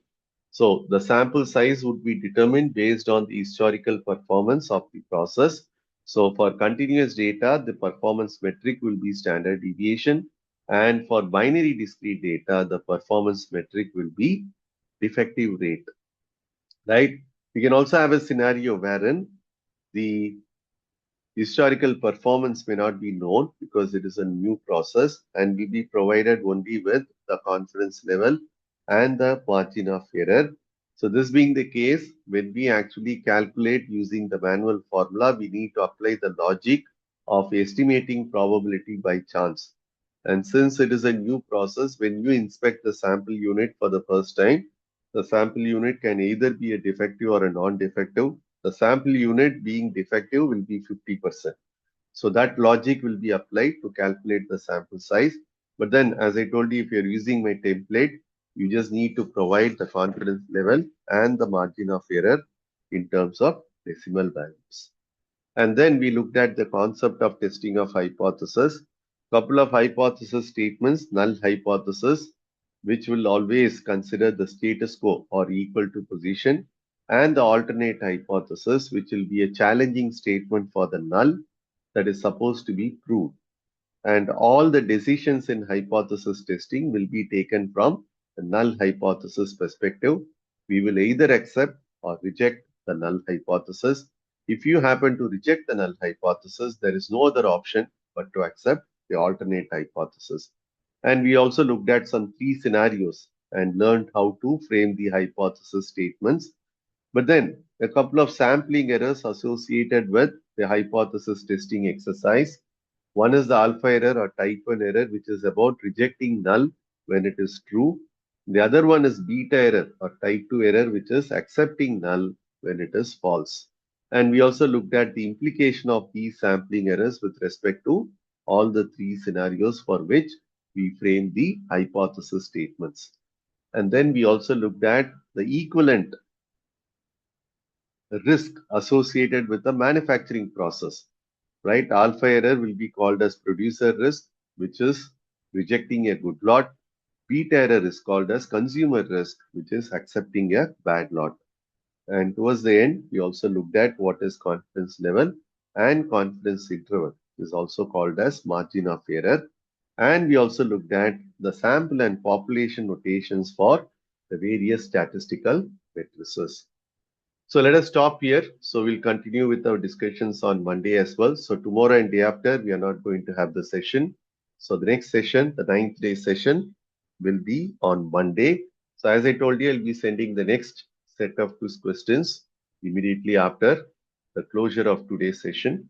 And as I told you, please do check your dashboard and ensure that you are enrolled for both the Green Belt and Black Belt certifications. If you have been given exemption from the Green Belt program, you will be directly taking the mock test and the final assessment for the Black Belt certification on the 11th and 12th day respectively.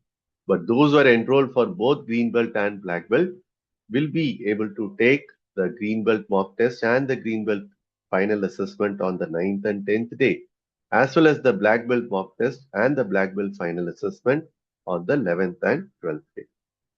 Fine. So have a great weekend and we will connect at the same time next Monday.